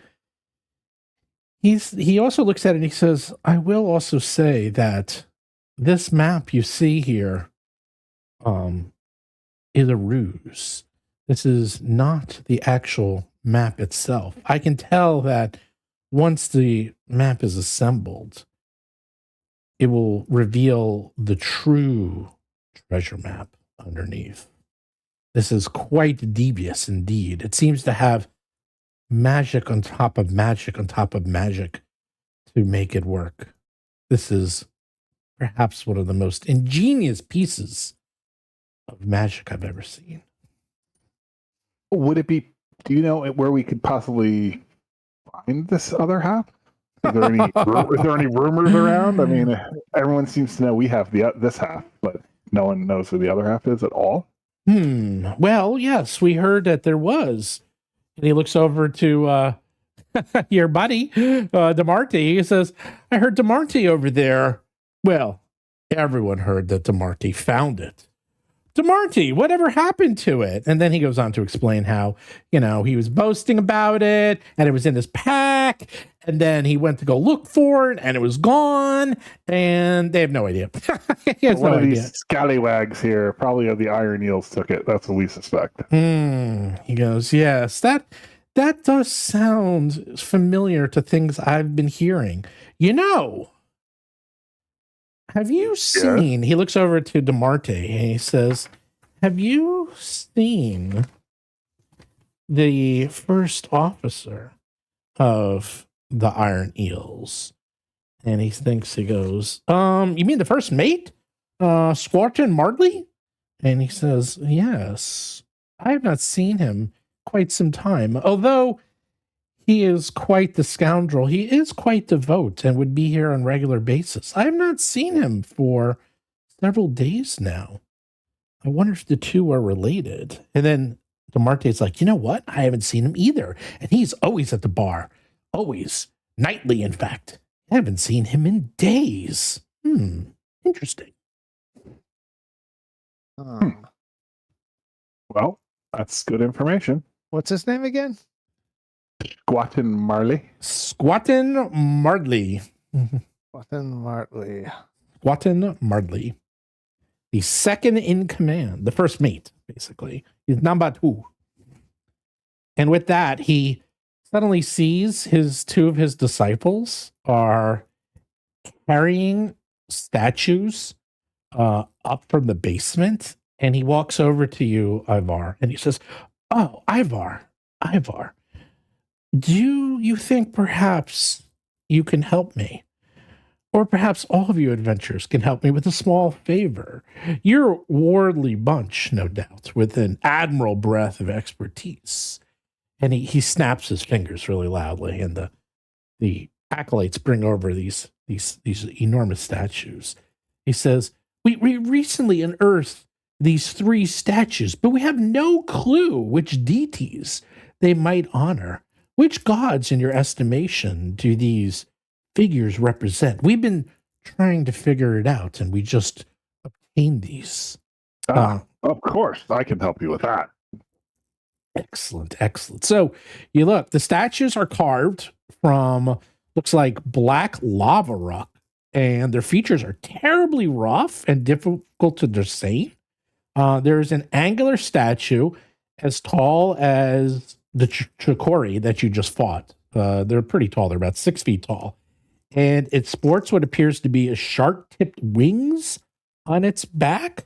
There's also a statue that's about mind-shaped and same height, about 3 feet high. And it teeters uncertainly on 3 legs.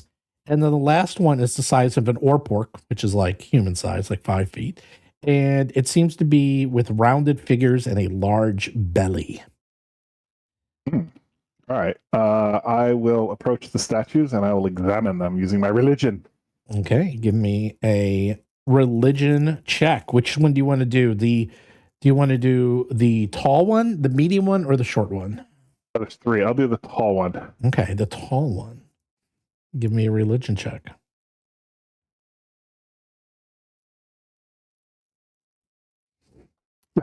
Oh, that.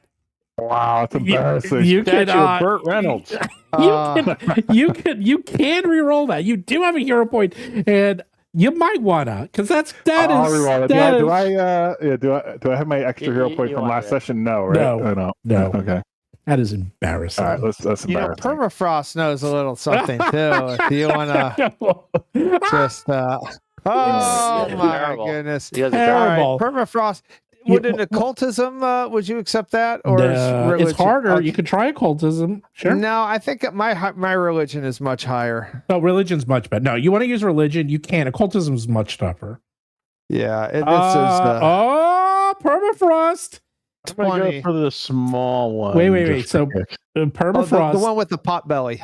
Oh, you're doing the pot belly? I'm gonna try occultism just to see if I can show these guys. Well, you up. could each do one. So each of you could do one. Which one did you do, Jason?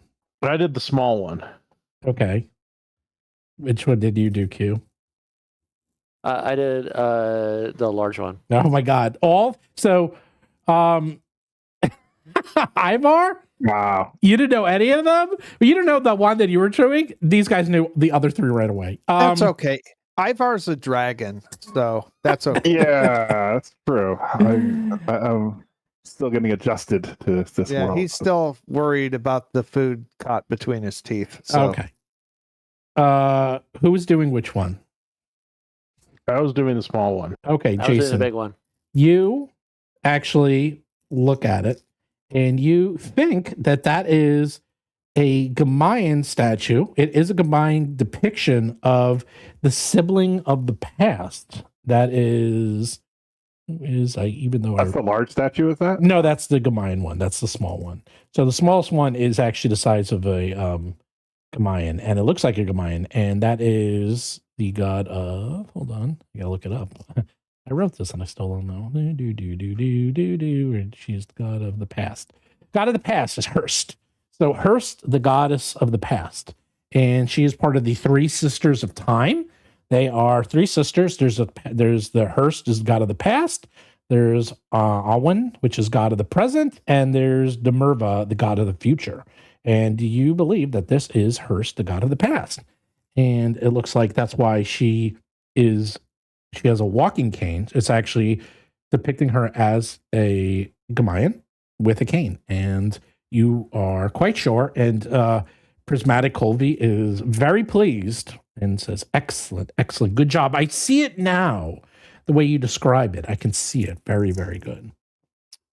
And then for the medium the medium-sized one, and that is actually Is the pot belly one? The pot belly one is Okay. an orpork. And not only is it an orpork, but you can tell that is the orpork Broginus, which is the gods of feast. She's the queen of excess. There's the brother sister, these feast and famine. There's Havat, the god of famine, the bone prince he's called, and then the queen of excess is a Broginus. And that is the depiction of a Broginus, aka the deity of food and eating. And that is a big part of their culture. So that makes total sense. So yeah. And sure enough, it has a big, round, big belly, and that is definitely her. Bacanesque. Excellent. As for the tall one, that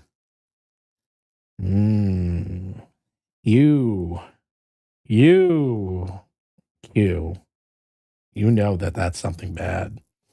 You rolled occultism. I did. You know that's no god.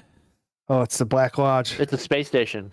It's too big for a space station. That is the Demon Lord Pazuzu. That is a Demon Lord. Don't touch it. It's evil. That's right. It's Pazuzu, the Demon Lord, and you. Pazuzu for you. What? That is Pazuzu for you. That's Pazuzu, and you're like that's a Demon Lord, and then Prismatic is like, take that cursed thing back downstairs.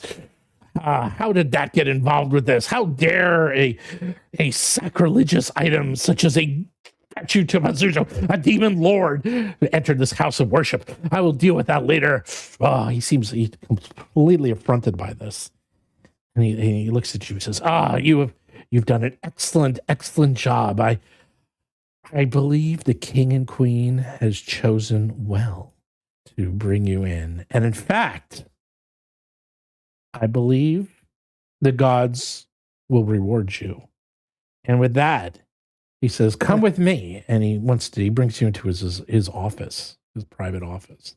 As we follow him, I explained that thank you for those compliments. And you will find that in the long run, you'll also learn that Ivar has uses too. Yeah, I was very embarrassed. Very embarrassed. So he gifts you with, and inside of his office, he has like a ton of like weapons and implements, and these are all for the gods. And he goes, what 4 common bludgeoning weapons would you like from the temple's armory? Plus, I have for one of you a magical +1 weapon of your choice. Staff. Although I shouldn't get the magical weapon because I want a magical weapon. Yeah. Yeah.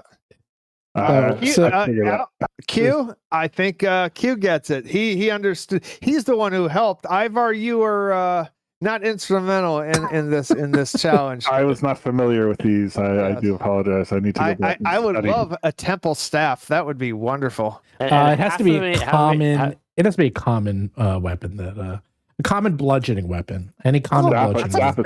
Staff. Staff. Okay, I didn't hear what you said. I swear to God, I heard something weird. Okay. Oh, okay. Common equipment staff. Hey, that's a monk weapon, but sure, right ahead. Yes, you want a staff? Very well. And I learned that a staff does just as much damage as a mace. Okay, Mr. Permafrost. I didn't know that. He gave you a staff. 1 to 4. It's 1 to 6. What would you like? You get 4 weapons and a +1 weapon. How about that? Wow. All right. I would like not that I can use it very well, a warhammer. Warhammer. Okay. He looks around and sees if he has it. Yes, he does indeed have a warhammer. And I mean, it's not a simple weapon. I don't know if that matters, but probably not. Nope. Just has to be a bludgeoning common weapon. And that's a warhammer. And it is now in your inventory. What else would you like? Another staff. Does Iggy want something? No, Iggy gets something. What does Iggy want? Well, I don't fight as me very much. You can give yours. You don't need to. You can sell it. Yeah. Take a staff. Take a staff. They're nice. You could donate it back to the church. You can poke at a deep pool of water. I will also take a staff. Oh, you can draw. Okay. You can draw shapes in the sand with a staff. And Q, you can take a bludgeoning weapon of choice as well. Take a staff. Well, I'll tell you, the holy weapon, which is non-edged, the holy weapon of my god, Castili. Yes. Is the bola. The bola. That's right. If there's a bola, I want a bola. Common? That's got to be exotic. It's martial. I don't know how common it is. It is common and non-lethal. I don't know if it's blunt or bludgeoning. I don't know. It is blunt. It binds you. It is blunt. It is. I'm looking what it is. Gotta be bludgeoning. It is bludgeoning. It's 1d6 bludgeoning. Here is nice. Here's your bola. He gave you a second, so now you have 2. Everybody got the weapons that they wanted. And now, +1 weapon of your choice. Any common weapon you want. +1 bola. Anything you want. Anything. Doesn't have to be bludgeoning. Does not have to be blunt. Does it have to be bludgeoning? No. Anything. Common. Any common weapon. Well, I want a +1 sword. Duh. Oh, there we go. I want that for a long sword.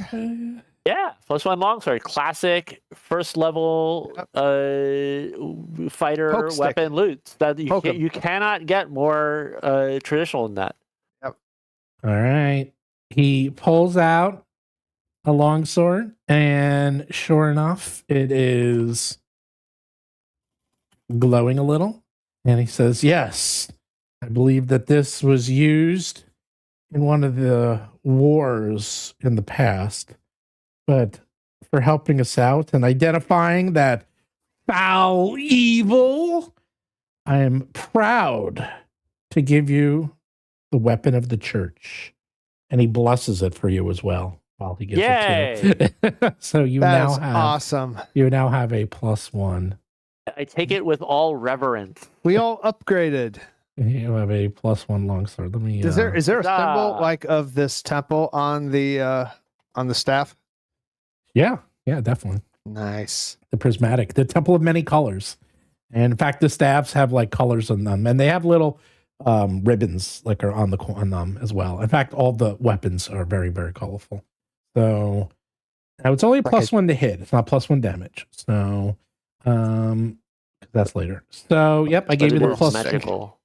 Yeah, so I gave you. I'm not sure how you add the +1 to it. My staff looks like a Put a giant rune on it, candy maybe? swirl stick. Yeah, and I forgot how you do runes. Let me see. Rune. Weapon. Let me see. Weapon. Ivar, I'm so glad we came here. This was fantastic. Yeah, I mean, my god's weapon is the longsword. By the way, just so you know, just saying. Yeah.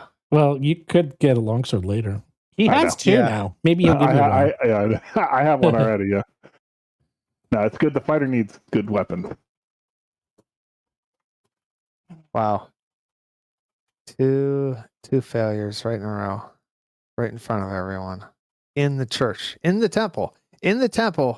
2 failures. That Yeah, it's embarrassing. Almost as embarrassing as being knocked out by some Hey, kind of I don't By I'm not coral. embarrassed By by that. coral, no I'm less. not Piece of embarrassed coral. by that at all. I'm not a fighter. I I mean, know, but I would be embarrassed. I took well, would be more embarrassing is to run away in that fight.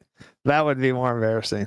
But That was a Okay, so in the tactical details withdrawal. tab of the weapon, where is that? Whoops. I think maybe those failures was your god telling you don't do tactical withdrawals. No, it was a good thing to do. Oh, here we go. Make- Under details, you can there's proficiency rune and striking rune, and you just turn it on there. And wow, look, it just did it. So now you have a +1.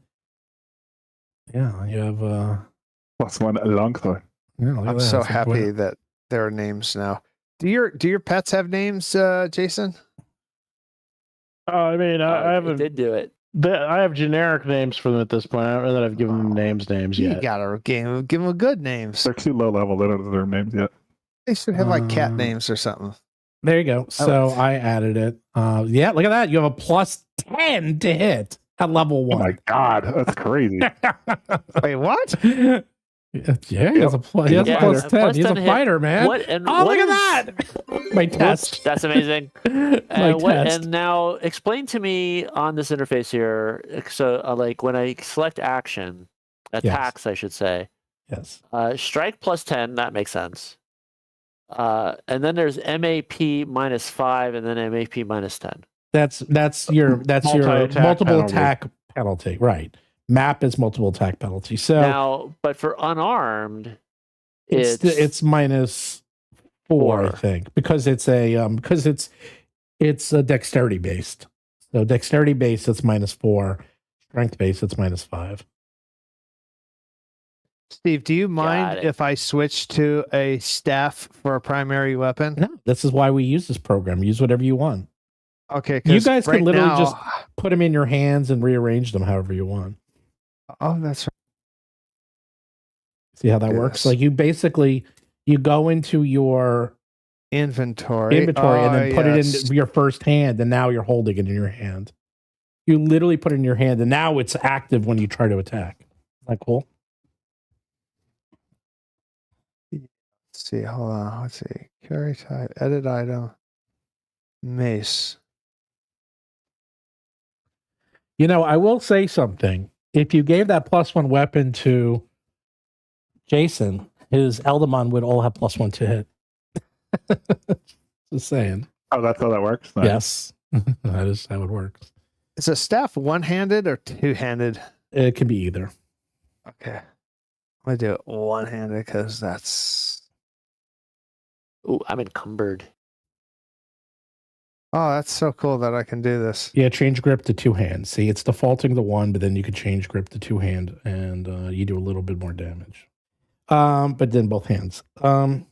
Anyhow, he gives it to you, and after he blesses it, he says to you, "Many undead clatter about the island. I have no doubt these implements may come in handy on your quest. Go, my son, and find the other half of the map. And if you have any questions whatsoever, please let me know. Come back here and I'll be happy to help you. In the meantime, I have to get back to my studies, and feel free to partake of the church's many offerings." And I'll go over to the alcove that has Jata, say a little prayer to be better at religion. Mhm. And To apologize for your Apologize for my your failure. failures, your many failures. And surreptitiously, as I leave, I say a Yes. little prayer to Kalisti, and I, without telling anybody, I leave my old longsword in amongst the gear and stuff, so they don't know that I donated that back. Cool. Where's the door to leave? There is none. Actually, the door's here, but I just sort of like That makes sense. Yeah, Like, this is a it's map. like I these just little vestibules. yeah, here. this is not Okay. my map. This is a map I Okay. found. Because I don't have. I can't put every map, and these are just like one-offs. So Sure. these are just maps I found. I love these maps. by By the the way- they're so much better than. By the way, they're so good. I will tell you that pirate stronghold just got a little bit easier in color after getting Little on some bit new easier. weapons. A little bit easier. Yep. Little bit easier. That's all I'm saying. Not bad. Not bad. Getting And a now- plus and now one we all weapon. we all have weapons for skeletons. If we come Yes, and you'll across have a this. very Though good weapons. Though it is interesting, like the hint seems to be that the first mate found the second half of the map and made off with it. That seems to be Right, the hint. right. And so maybe we should try to follow that up and see if we can confirm that. Well, I Yes. think another place we could try is the Quill and Scroll Academy. How about that? You want to go to there? For that. Yes. All right, let's go. That to the sounds like a good Quill place to and go. Scroll. It's While fun. we're going That there, place is fun. Yes. while we're going there, I'm going to tell Ivar if he wants to know anything about religion, that he should just feel comfortable to ask man. me, Damn. and just What a dick. because we can talk. Thank about, you. Appreciate it. Appreciate your help with that. Yeah. It is 10 o'clock and I am fading. We'll do All this one quick. Let's just do the scroll. It won't take that long. The quill. Quill and Scroll. Oh, look at that. Nice. So this is a quick one. So the Quill and Scroll Academy is Rumplank's. It's on Rumplank's vast campus for sorcerers, wizards, and other arcanists interested in advancing their magical skills, and it overlooks Barnacle Bay from a small key-shaped peninsula northeast of Barrel Square. You do know that the headmistress Oko, she is always here. She's always researching. She's the professor, the head of the faculty, and she's always leaves the door open whenever she's at work in a private library, always willing to lend an ear to a student or a teacher. However, you do see standing at the threshold to Headmistress's Oko private library, you can see the storied old scholar sitting at her broad wooden desk. Let me show you What's her name? Headmistress. Here, I'll send it to you. Coco. Just call her a Coco. You Coco. She appears to be in the midst of fiddling with a stone puzzle cube made of petrified wood. The cube is interlaced with intricate ribbons of obsidian, but its facets slide and rotate smoothly. Something rattles inside the cube as she wrestles with it. She looks up. She's like, "Oh, come in, the old Gamayan says. She looks a bit flustered. She sets down her puzzle cube on her desk with an embarrassed smile, then waves the hand at the toy. Oh, a gift from Professor Aramon. I'm afraid I haven't been able to figure it out. Quite an ingenious little thing. Please, take a seat. What can I do for you?" I can figure it out. I'll make a religion check. No. I think No. that might be a different check. She Of course, she looks at you. She's like, "Oh, a dragon. We haven't seen one of your type in quite a long time." You look at the puzzle cube on the desk, and Rubik's cube. yes. Would you like to try to solve this one? It opens a gateway to hell. It's quite difficult for me to open. I've been at it for quite some time. I would think I'd be able to do it by now, but I've seemed to having some trouble. But if you can solve it, and she says, please, any of you, if you wish, I do not mind whatsoever. But I'm sure you did not come here from my puzzle cube. How may I help you, oh adventurers? Arcana? Would that be for the puzzle? I wonder what Coco might know of Pazuzu. And I ponder.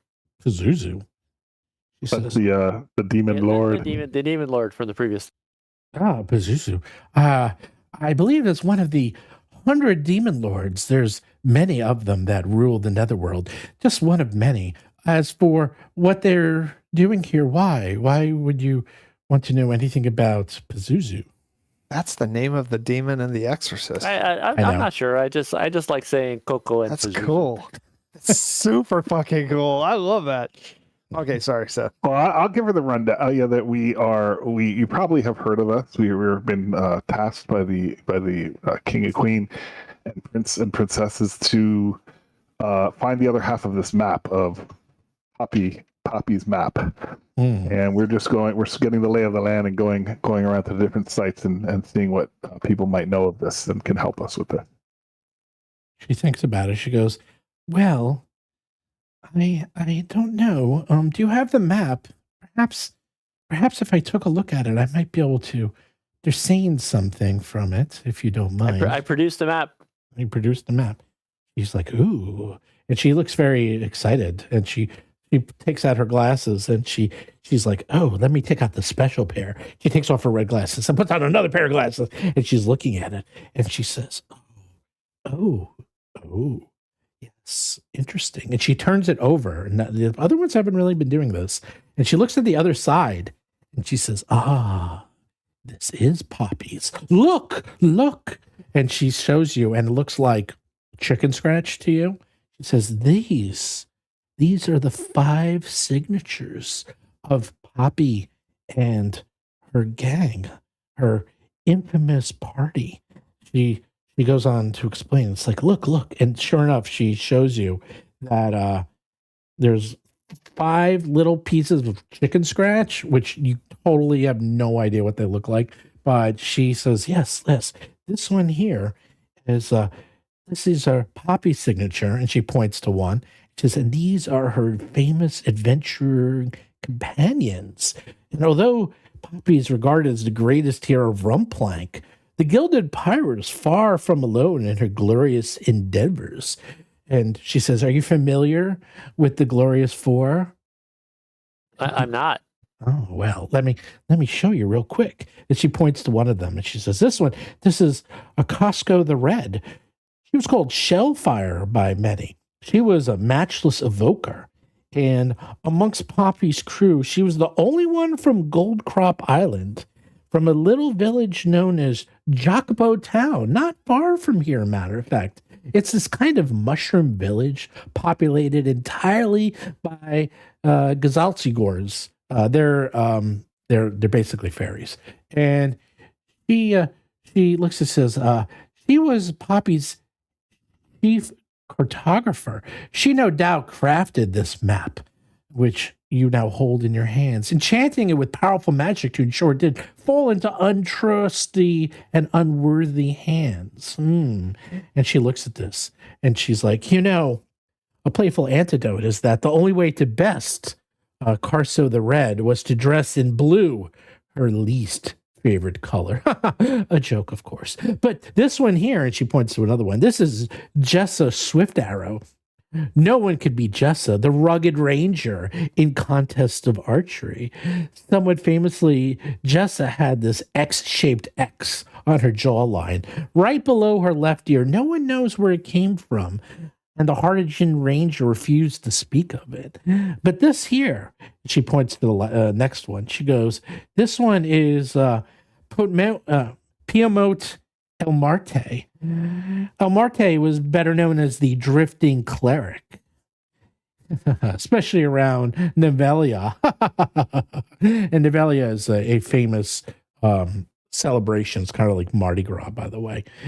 She was a devout worshiper of Abrogus, the god of food, and she was an indigo dragon.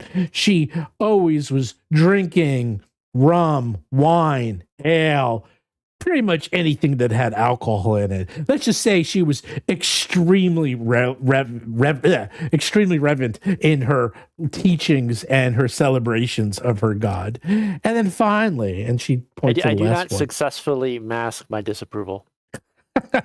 And then finally she says, this is Undio, the Stone Gulch. And he was called Old Rock to his friends, though those numbered very few. It was said that to gain his trust, you had to beat him in one-on-one combat. Of course, almost no one was able to do that. And he was a Kraghark barbarian. So anyhow, there, in case you want to know, there's the Red, which was an evoker. There's Swift Arrow, which is the ranger. There's El Marte, which is the drifting cleric, although behind her back, people sometimes called her the drunken cleric. And there's Stone Gulch, which was the Kraghark. And Kragharks are made out of stone, a barbarian who was like 8 feet tall. And those were her crew. That was her crew. And they're as famous as she is. And like, you've heard these names, and you know, they're like, there's George Washington, and like, these are like the Alexander Hamiltons and the Lafayettes, you know, of this world. Like, they're the ones that founded the city. I mean, what island was the Red from? Red was the only one from Goldcrop, and she came from a little village called Jacopo Town, and she is a Galatzigori. Galatzigores are fairies. They're actually in the World Guide. They're pixies, so they're really tiny. They're really tiny. So all of these have faded into history, right? They're gone. They're long gone, right? They're over 200. Legend. They're now stuff from how long legends. ago was Poppy? 250 years ago. Okay. 250 years. It's almost exact same time In the as very our day. history. What a coincidence. What a coincidence. It's almost like ours. I did that on purpose so that we have the same reference in terms of knowledge and length of time, because we all can kind of figure out what it was like from our time to George Washington's time. So it's basically the same. She says, she says, yes, this is definitely Poppy's map. And I guarantee this is authentic. This is truly authentic. And if she looks at this little scratch, she goes, in fact, if you find these markings on the other one, I bet you that is the secret way you use this to figure out whether it's fake or not. Because, and you literally, until she pointed this out, you had no idea this was there. Like, to you, this was like dirt or just like scratches. But now you see it. It's almost like you could not see it. And she says, if you find these markings on the other half, you'll know you have the real thing. And they should match exactly. I bet you if dollars to donuts or mice to meese, that Credits is to Navy Bean. Yes, that is how you'll know if you find the other half. That's interesting. Excellent. Do you know where this other half is? If I had the other half, I would not be here now, would I? No. So are you? And she looks at you. Did you figure it out, Ivar? Did you figure out the puzzle cube? What's the skill check? I did figure it out. No. I'll try to figure it out. Fuck it. Sure, thievery. Oh, great. I'll try. Okay.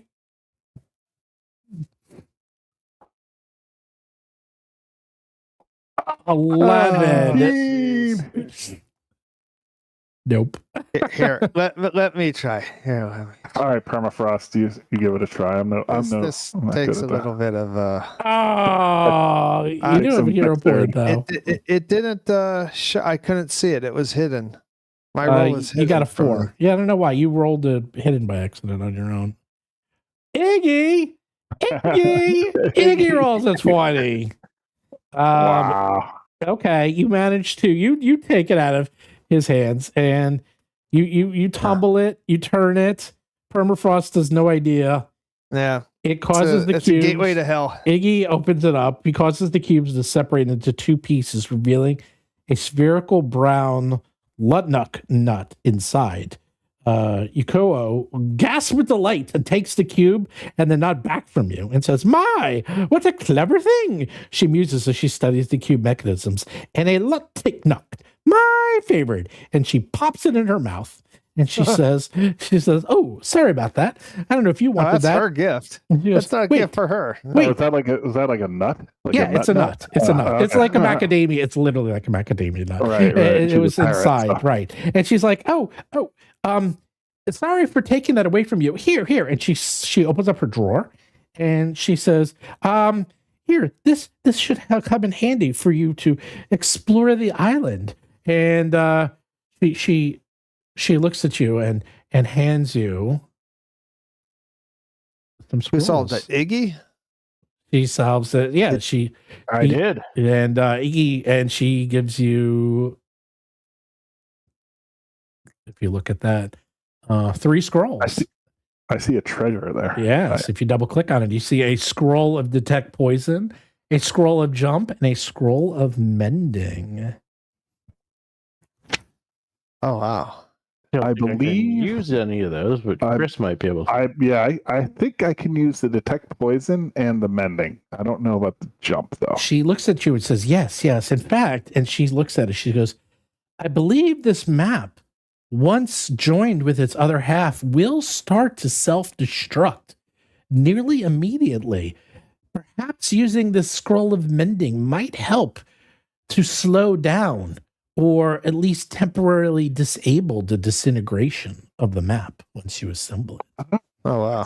And wait, and refresh my memory. It's like we put the two things together. It starts to dissolve, and then I remember something about it reveals like another map, and then that's the real map.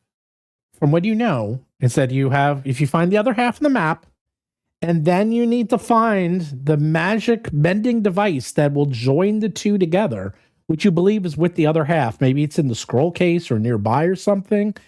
And Key, they call that. key, The key, right? yeah. You take the key, you combine the two, add the key. The two will mend into one, and then the real map will be revealed underneath. But it will start to disintegrate right away, and you'll have The real map will. Yes, the actual treasure map of some sort. So it sounds like once we put it all together, we got to be ready to go immediately. Like we got to just drop what we're doing and go because. Now, wait, is it stop what we're doing and go and use the map, or is it stop what we're doing and make a copy of it real fast, like copy the pertinent information? Well, we can do multiple things. Somebody can try that scroll of mending. I just gave you all the scrolls. You gave me all the Chris. scrolls? Yeah, I just gave them to Okay, you. good. All right, that works. and that is important though. Is it dissolve slowly, like we got a timer to find the goal, or is it dissolve immediately and we have to transcribe whatever information we can before it's gone? The how exact wording. Once you use the key to reunite the map, you won't have long to read it. The paper is warded with a powerful disintegration magic. As soon as you've assembled it, the map will start to crumble to dust. However, and this is where the headmistress comes in, she believes that mending might be able to help or at least reverse the effects so it doesn't completely deteriorate nearly as quickly. That's good to know. And mending is a first level spell of the divine list, so I could actually take that also. Like the day before, I could take 2 of those if I wanted to. So we could maybe keep it keep it going. Yeah, maybe extend it. Yep. That's good. I did warn you, do take notes. This is not like, oh, we just go and kill shit. I'm like, this is a little complex as adventure. So. Like this one, it's just like it's an ambiguous term. Like oh no, I'm just saying, but there is a lot. There's I'm like throwing at you, so there's just like keep that in mind. disintegrate and it's gone in 5 seconds, and then there's disintegrate. You got a month before it's gone. Like there's different types of disintegrate. Somewhere between the two. You ask that. You say that while you're musing, and the headmistress wakes up and says, "Well, I do know Poppy, and she was a bit of a jokester, but she wouldn't have gone through all this trouble to create a map such as this if it were to disintegrate immediately. No. I believe this was just done to make sure that you go post haste and immediately start to follow whatever appears on the map and go after her treasure. Okay, that's cool because that implies possibly if you take multiple mending spells, we can extend. We might be able, we might be able to just keep it going. Yeah, that's what I'm hoping. You know what I'm saying? We'll probably know after the first one, but I can take them. I think it's first level. I'm not sure. It's first level. Forestall the disintegration kind of indefinitely, possibly. Right. Yeah, if you look in your, I put it in your inventory, and if you look under, I can link it here. Mending. Whoops. All right. Well, cart before the horse. First, we got to get the key. We got to get the other half. Yeah. So mending here, you repair a target item. You restore 5 hit points per spell rank to the target, potentially removing the broken condition. Dude, you're gonna want that anyhow for your shields. You're gonna want some mending and some scrolls. Yeah. And it basically heals 5 hit points. It won't replace lost pieces, but like if the map, let's just put it this way, if the map has, I'm just saying arbitrarily, has 20 hit points and it's losing 1 hit point an hour or whatever, then at least you can spend mending on it and then restore it back 5 hit points and give yourself like another 5-10 hours or whatever. So keep that. That's how I imagine it might work. All right. And then if you do level 2, it could be a non-magical item. So you can't actually use it on your shield until level 2. And then level 3, you can do it on larger non-magical items. So it can only be done on magical items level 1, but this is obviously incredibly magical, this map. So you don't have to worry about that. So it's interesting she has a detect poison and a jump. Well, she gave you jump, and that just lets you jump around, and detect poison allows jump up and get down. Permafrost, do you cast primal spell? Like he doesn't cast any spells. Oh, he doesn't get neither and Iggy doesn't either, right? Nope. Wow. Nope. We have no arcane or primal. You guys are you're a little shy on magic. Except we have one very powerful, very strong, very knowledgeable cleric. That's true. Well, I don't know about that part. In theory, we haven't seen that happen yet, but maybe one day we will see. Today. One day we will see the knowledge going. Yeah, you guys. She doesn't know if there's anything else she can help. She doesn't believe there's anything more she can really help you with right now, unfortunately. But then DeMarte, who's been with you, he goes, oh, I know. Captain, never go. Come on. We got to go see my buddy. We've been all these places. Look, you have so much information. We go and we tell him all this. I guarantee he's going to know everything you need to know. I like it. I mean, everyone is so generous. It can't hurt. Yeah, I mean, everyone's so generous. Everywhere we go, they give us stuff. I like it. So, yeah. Well, to be fair, they love the king. They love the queen. They love the prince and the princess. They are very, very well liked in this city, and they know who you are. They know you're on this quest, so they're actually on an honorable quest. Yes, they're helping you out. They're not just giving you this stuff. They want you to succeed. This is actually like you guys are truly good guys, even though you killed those 2 guys. But other than that, you are truly good guys, and you now have the love of the people. Believe it or not, so feels pretty good, huh? That is good. I like that. We're famous already. Yeah, you're already kind of famous. You don't have to worry about anyone killing you yet. No. We're probably making a lot of enemies too at the same time. Like, yeah, the more famous we get, like the Iron Eel, infamous. Well, yeah, we killed a couple of Iron Eel guys. So yeah, well, sure they don't like us. Oh well, they're pirates. They're pirates. Omelets, eggs, broken. Gotta break some eggs. Pirates. I don't want to be a pirate. All right. So you got one left. You got Never Go. Well, there's actually a few more, but if you want to go see. Yeah, this would be a good place. It's 10:30. We started at 7:30. Yeah. Yep.